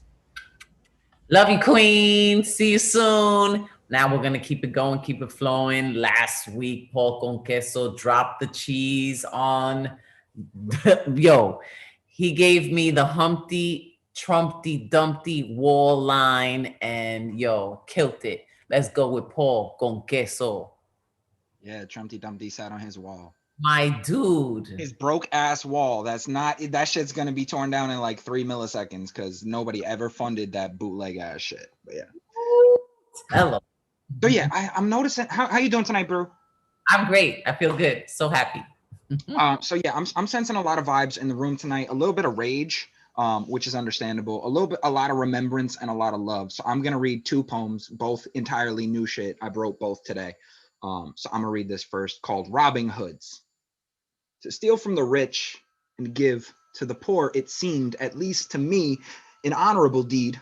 A noble green feather in cap, a reason to brag, a foolproof plan. It wasn't insider knowledge at all. I read it on Reddit. The plan to get this anesthetic quick rocket ship, prophetic flip of profits shit. You know, since a kid, I love to take my old games to GameStop, but now their trade-ins might make me rich, making it rain stocks of GME, no GAME, some for you, some for me. But suddenly, the sequel to The Big Short hit, clipping the hedges of billionaire funds. I for once thought the underdog could walk out with all the chips, and thus I bought in. But then they glitched, the system rigged the game to win, like they always do. Eyes glazed over, rolling with Reddit envy, and now this merry band of men stood stealing from the poor to give to the rich, pickpocketing our portfolios. Now this sounds like the America I've always known. Unmasked thieves in white collars sticking us up. Robin Hood, robbing hoods of honest prophets, blind prophets leading us to the ledge. And I hope y'all see that even with our diamond hands, they would never allow us to grow beyond pawns, to cash in all our chips and leave the casino alive. Because in this nation of bloodied green, rivers running through muddy hands, this land where money never sleeps, an Atlantic City casino with levers greased by blue-collar blood running red. Because one thing we know here is that the house always wins. All right, so that's the first one. Just fuck Wall Street, fuck big money, fuck old money. I agree when Nick said eat the rich, and the youth and the people who are here for one another are gonna have our day in the sun. This second piece is a little bit I guess lighter and on a different note. It's called Everything. It's hard to articulate the unique way in which I disintegrate when I hear your name. They say mother is closest to God on the lips of all children, which explains why since you left in 2008, I have considered myself atheist, to say the least. Agnostic even on better days, refusing communion, but from the cup I still sip. The small indent on my upper lip curling, this trait genomically grafted, lifted, and gifted directly from your face to mine.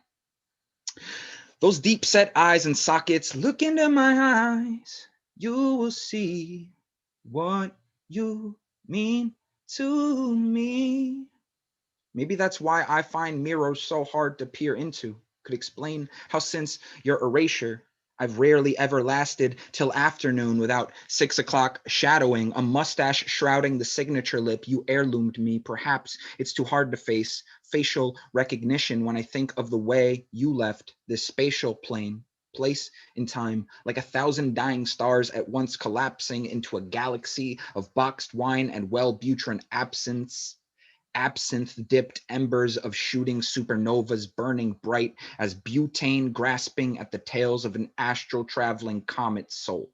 It's comical, the way in which she scooped me up from the waiting room of creation and inextricably stitched me into fruit of her womb, carried me wailing into the world like her own proudest thing. I think of the viscera they pulled me from, an amniotic car wreck of placenta, blood, and umbilical, and yet your grip was the jaw of life, symmetrical to mine.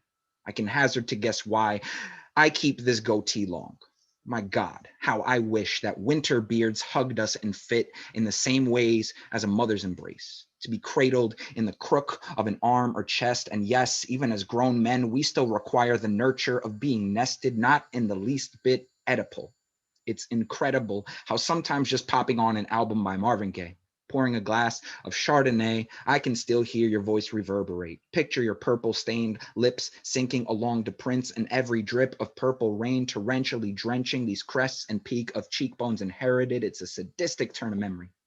All the aoristic ways I see your face and my sister's, ways I cannot cloak or beard or hide, the smile lines. Search your heart, search your soul. When you find me there, you'll search no more. Don't tell me it's not worth trying for. You can't tell me it's not worth dying for. You know, me and Mom's favorite song, the one we shared, was a sappy 90s ballad by Bryan Adams, lifted from a cheesy, melodramatic Kevin Costner adaptation of Robin Hood.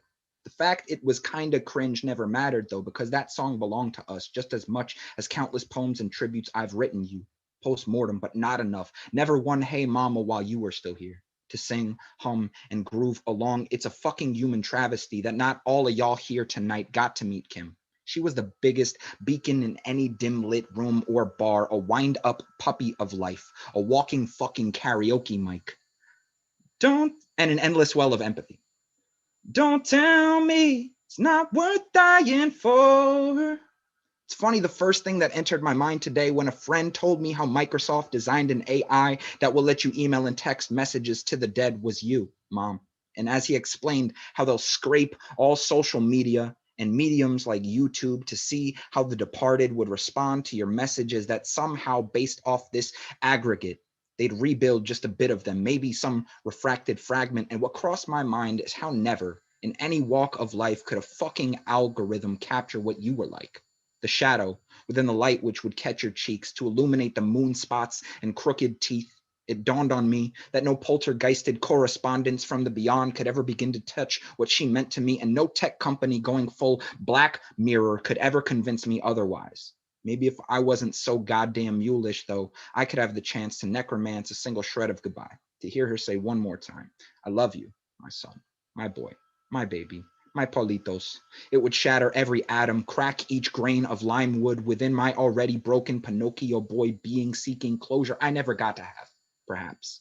Could have made me real, made me feel complete. If only peace could lie in having the chance to hear a reply to all the things I needed to say, back when that metronome of existence was still beating. You can't tell me it's not worth trying for. Strings of my guitar gently weeping. If I could cease these guilty parasitic marionettes from repeating, from bleeding out, such a bad son, born under a bad omen, you could have had one last gasp in the open air. A Vanilla Kingdom, Purple Prince, electric riff with bridge and chorus of cacophonies, Bryan Adams standing atop a fucking waterfall while we look up from below. Yeah, I would fight for you. I'd lie for you. Walk the wire for you. Yeah, I'd die for you.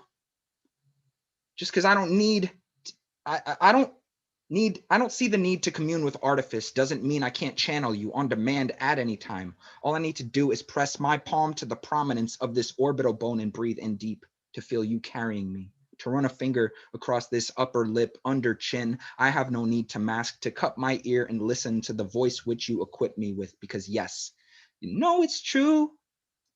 Everything I do.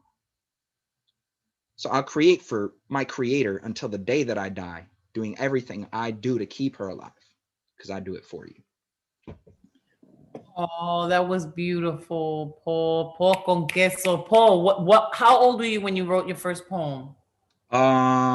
Like 6 or 7. That's great. Paul con queso, everybody. Much love. Keep it going, keep it flowing. Let's see what's good with Matthew Marroquin. And yeah, Paul con queso. The vocal skills. They I didn't even get out of those, those classes for the kids who didn't even know English, supposedly, even though all I knew was English. I didn't even get out of those at 6 or 7. So so a poem at 6 or 7 is impressive. All right, I got 2. Two. Any other language for 2 that I don't know? Just put it there. One I'm kind of playing, or I guess these 2 are both new. Wrote them both this week, or within this week and a half. So yeah, let's go. This one's called Light Speed. Or actually, no, I want to start with this other one first. This one's a little slower. Okay, this one's called Stained Glass. Let's go with this one first. A backpack that has a piece of stained glass. It's red, it has a little green on it too, going through the middle, splitting the sea. It's wrapped in an old drying towel, dirty. Stained with the colors of damaged skin, it lays there on the bottom, sleeping until it needs to be awakened again under moonlight. Full moon transformation, it hides. It hides under textbooks with names written in Sharpie on the front that have lost all meaning to the current reader, with dates going back further than they have known how to read. The kissing letters across the page, torn and roughed up, it snuggles against the journals that has its contents transcribed within it. Green journal. Green for science. The next is red for English and purple for math. Fractions of a whole is really just a broken piece. Broken. Fractions and percentages are broken. How do they feel when their numerator divided by their denominator doesn't equal the whole number? Can this feeling only be described by numbers? Is this why the red English notebook and the purple math notebook sit next to each other, trying to figure out how to retell the numbers screech in kissing letters? It's all an experiment. Maybe that's why they keep the green science around, since it has a bit of both. Broken. How do you explain brokenness? Broken like the glass that is only awakened under moonlight in neon lit bedrooms or bleach reeking bathrooms. Stained red, parted by the green of Moses. Has it always been red? Or was it once entirely green? Stained glass, sitting, sleeping, covered in a dry cloth at the bottom of a backpack, with an owner who's no longer can wear it. Stained glass left alone, dried, crying, asleep, never to be used again. That was my first one.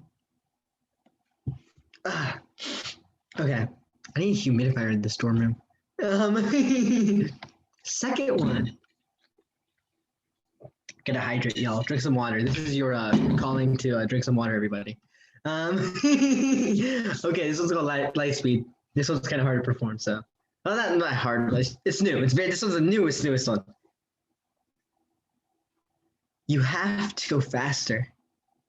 Time is relative to motion. Earth is still spinning faster than you can get home. You need to get home, but your spacecraft is breaking, wings chipped, only enough fuel for one more trip. One side of the Milky Way to the other, solar system 1, where Earth lies, where your parents lie. They will always be there. Maybe they'll be lying in the dirt in their best clothes without any news of what happened to you, without ever knowing that the mission was a success, without ever knowing that despite the comm failures, spacecraft malfunctions, and interferences, you have successfully attained material that can potentially heal the Earth's ozone layer and bring new life to your home. Once again, 2045, it's here, behind you, waiting, faster. You need to travel faster to home time relative to motion. Your time out here is much longer than Earth. You must go faster, faster. Light streams around you like your mother's yarn. You must go faster, faster than light. It's impossible even in this age, but you must do the impossible to make it back in time, to save them, to show them para su padres, para su familia faster. You must create a way to make the craft go faster. Blinking lights outside. Your body is pressed against the seat, feeling as if every atom in your body was being sewn together and then stitches torn by your mother's needle. Faster, faster. You must go faster. What does it even look like to go faster than light? Is it like the lakes you would fall into and vision with your father? Faster. You must go faster, faster than light. Will your father finally be proud of you, even though you grew up a huevón y vos todavía saved the earth for him? Hey, mama, faster. You must go faster than light, faster, faster than guilt, faster than love, faster than you just must go faster, faster, faster. What does it look like? Faster, faster, faster. Blank. It's blank. Thank you. Man. Nice ending Damn, there. man. Delivery, Matthew. Yeah. Beautiful. Damn, man. that was Beautiful. crazy, man. All right. Woo. Can't say more than that. Had me on the edge of my seat, man. I love Matthew. I loved for even Paul con queso just loves your evolution. I love it. Bless you. And Marissa said that she thought you popped your own cherry tonight because you were like, that's just my first one. And I was like, no, that giggle gives it away. He's a pro. He's a pro.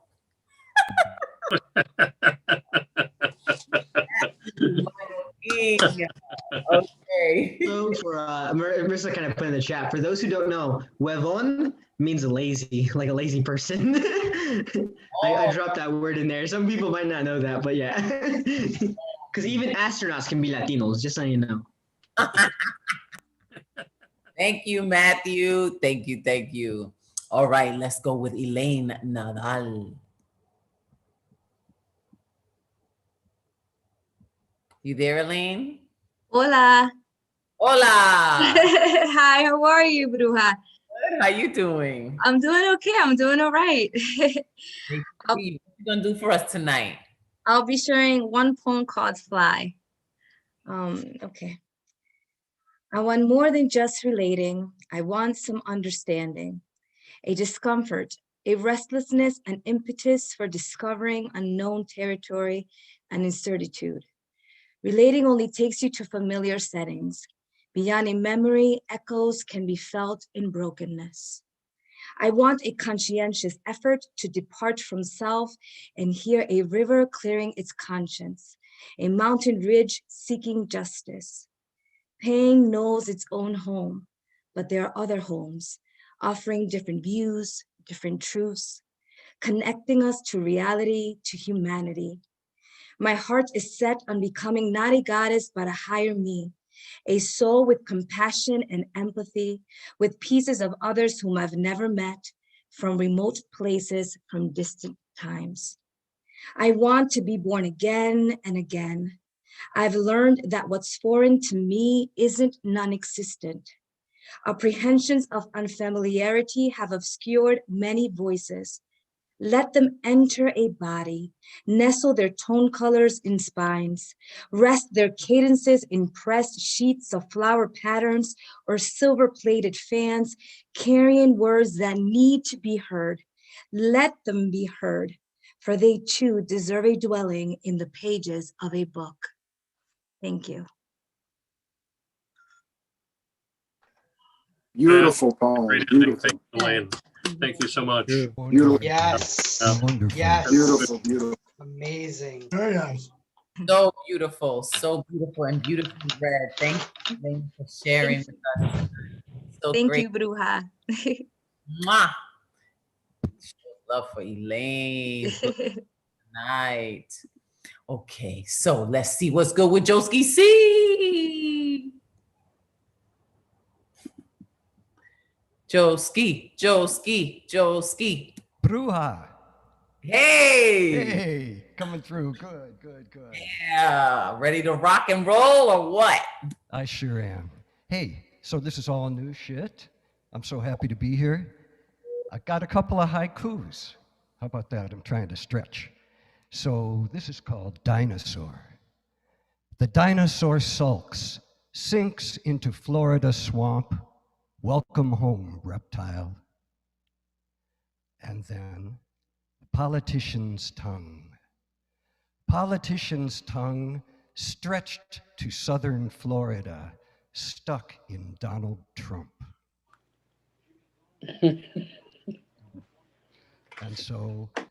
And I have a song. And this song, I wrote this song the day before the inauguration. And then the day of the inauguration, you know, I heard Amanda Gorman's amazing poem, where she asks, where can we find light?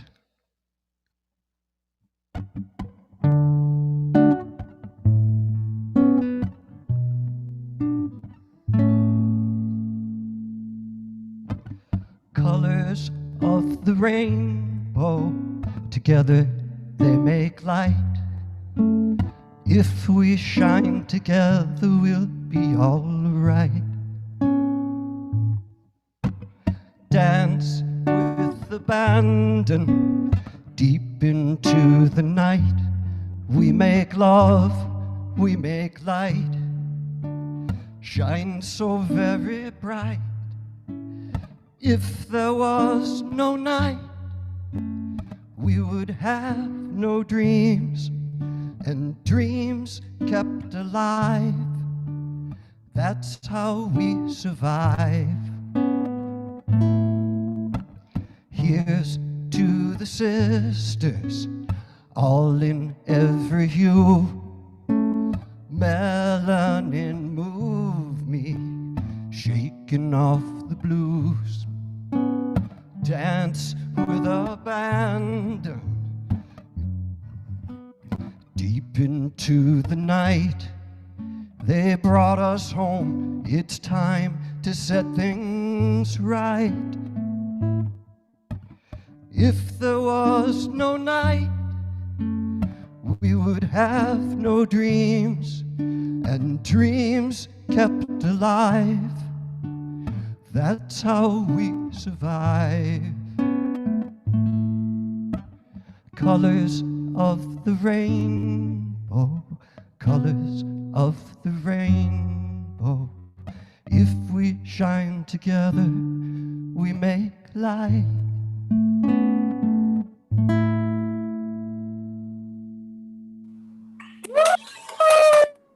Beautiful new music. Oh my God. I like that. I like that, Joe.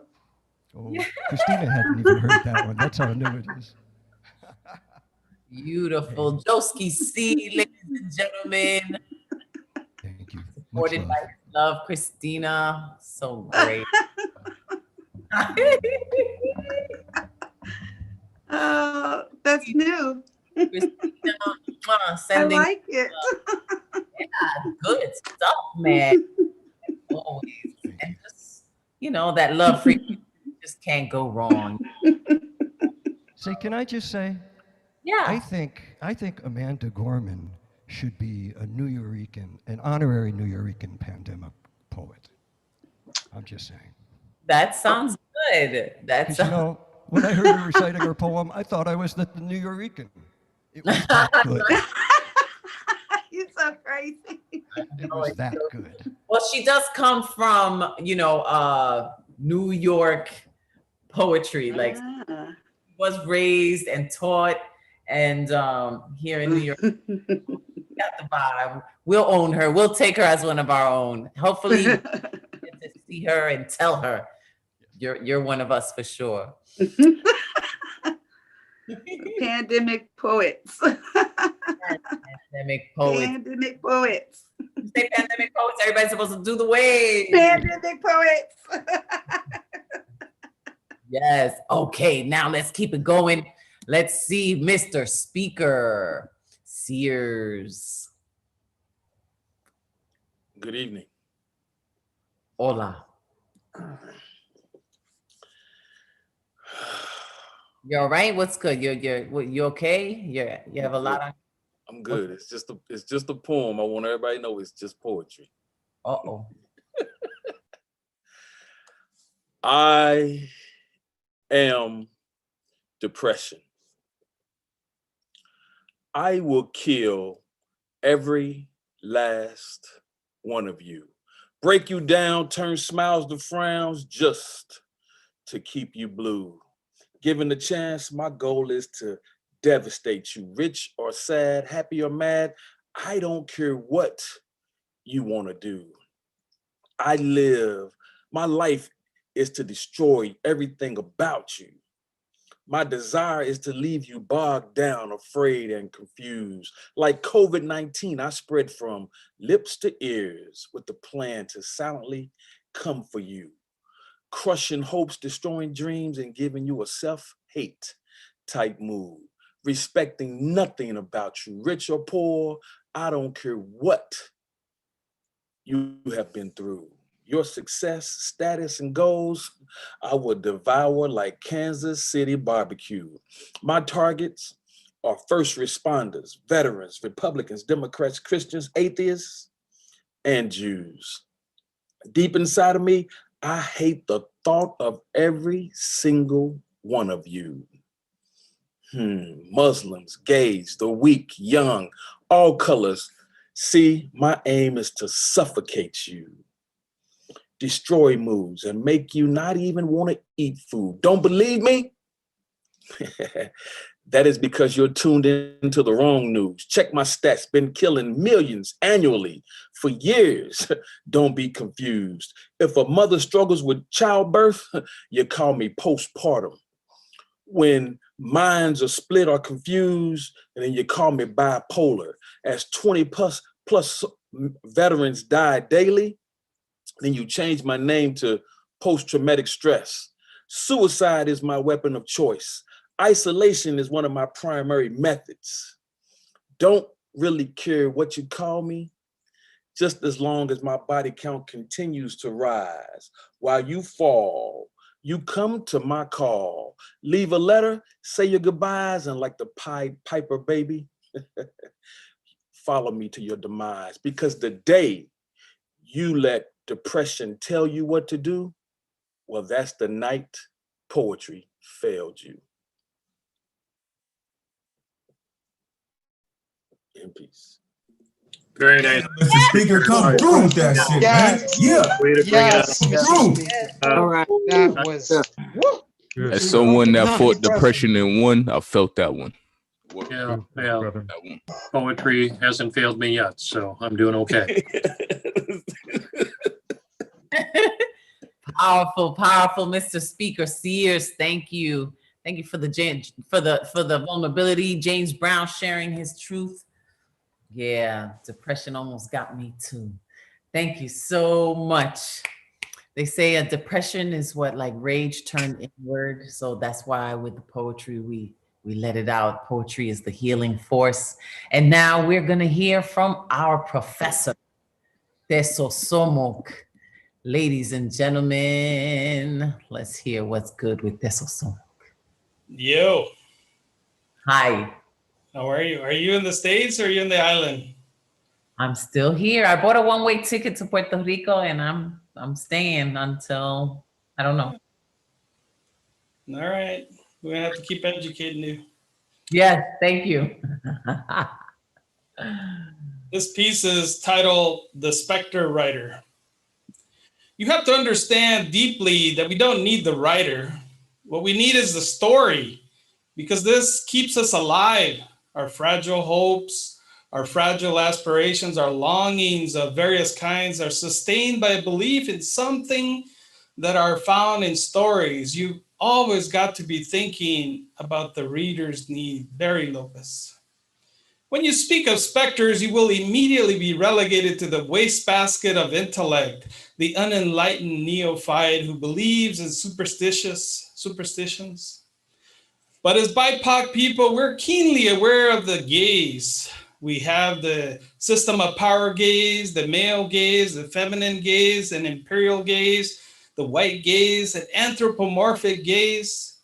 In these, we have to project the attitude of don't fuck with me. If you do, I'm gonna go crazy on you. I'm gonna cut you like a mofo.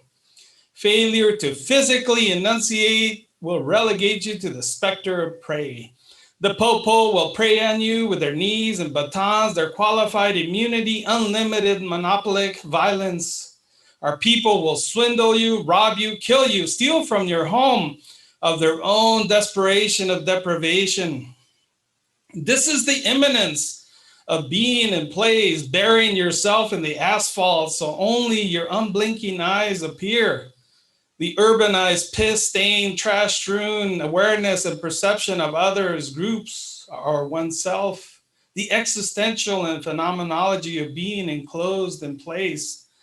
Sartre's devilish description of the gaze or the look and being and nothing, the birth of the spectral prison imbued with the dynamics of social political power, the safekeeper of social dynamics of society's mechanism of discipline, the animal that therefore I am, elaborated on the interspecies relations that exist among human beings and other animals, which is established by way of the gaze.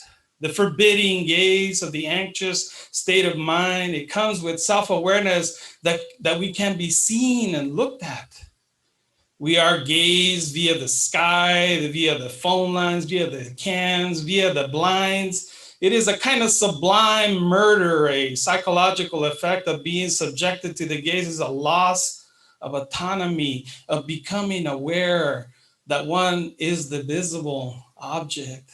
We are brought back to our insecure infantile mirror stage where we encounter ourselves as an external appearance, a kind of social order specter, ghostly subject produced by an inanimate object. Any anxious movement can trigger an awareness. Any object can induce self-awareness of being in the material world of reality. This is the violent confrontation where we can fall into the trap of social obligation or the negation of the other. The gaze is face-to-face joust because only there do people exist for one another. The Arctic gaze is of the theft of every joule of heat. The desert gaze is of stillness, the movement of matter for matter's sake. The wolf gaze is the metaphorically rich anthropological machine. We need the poet gaze, the writer's gaze, to look at us without being seen, to hide behind the saliency of ourselves, to tell us the sublime injury, to suture us with stanzas, to tell us to get up the next day, to take the next step. Because there is no end to this differential genitive power of gaze, the Palliologos gaze, the withdrawn gaze, the oppositional gaze, this post-colonial gaze, the male tourist gaze, the MAGA gaze, the COVID gaze, the insurrection gaze.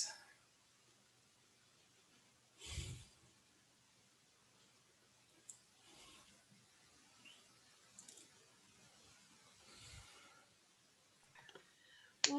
That is how you end the night. Oh, Mr. T. That's a good I ending. see you. Damn, man. I see you. That was dope. Testosomal gaze. The Amazing. testosterone gaze. Yes. Yeah, We ended it with the testosomal gaze. and you at this point. That was Oh, now good. advocates Yes. chiming in. Yes. About time. Comes to an It's end. the end of the night. I've been here supported. It's the end of the night. I'm letting everyone rock. I'm supported here. Glad you're here. Your fingers. Yes. Glad you're here, Advocate. What a great way to end the night for sure. We spoke of rage and now poetic gaze, and we've taken all of our feelings and taken them from the page, and we bring them to you with so much light. Thank you so much, everyone, for sharing us with us tonight. My name is La Bruja. Make sure that I saw you, I saw you, Nick, with your journal, and I see you filling it up. My journal is filled. Keep filling up that journal. Every single page in there is a symbol of your future. It's blank. What are you going to fill it with? Manifest, my people, with your magic, with your love, with your frequency, with your energy. Thank you for being with us here at the New Eurekan Poets Cafe. Advocate of Words be hosting Monday night and showing love tonight. Thank you so much, all of you that blessed the mic. Thank you. Thank you. My name is La Bruja. One love. Good night. Peace. Peace. Peace. It was good to be here.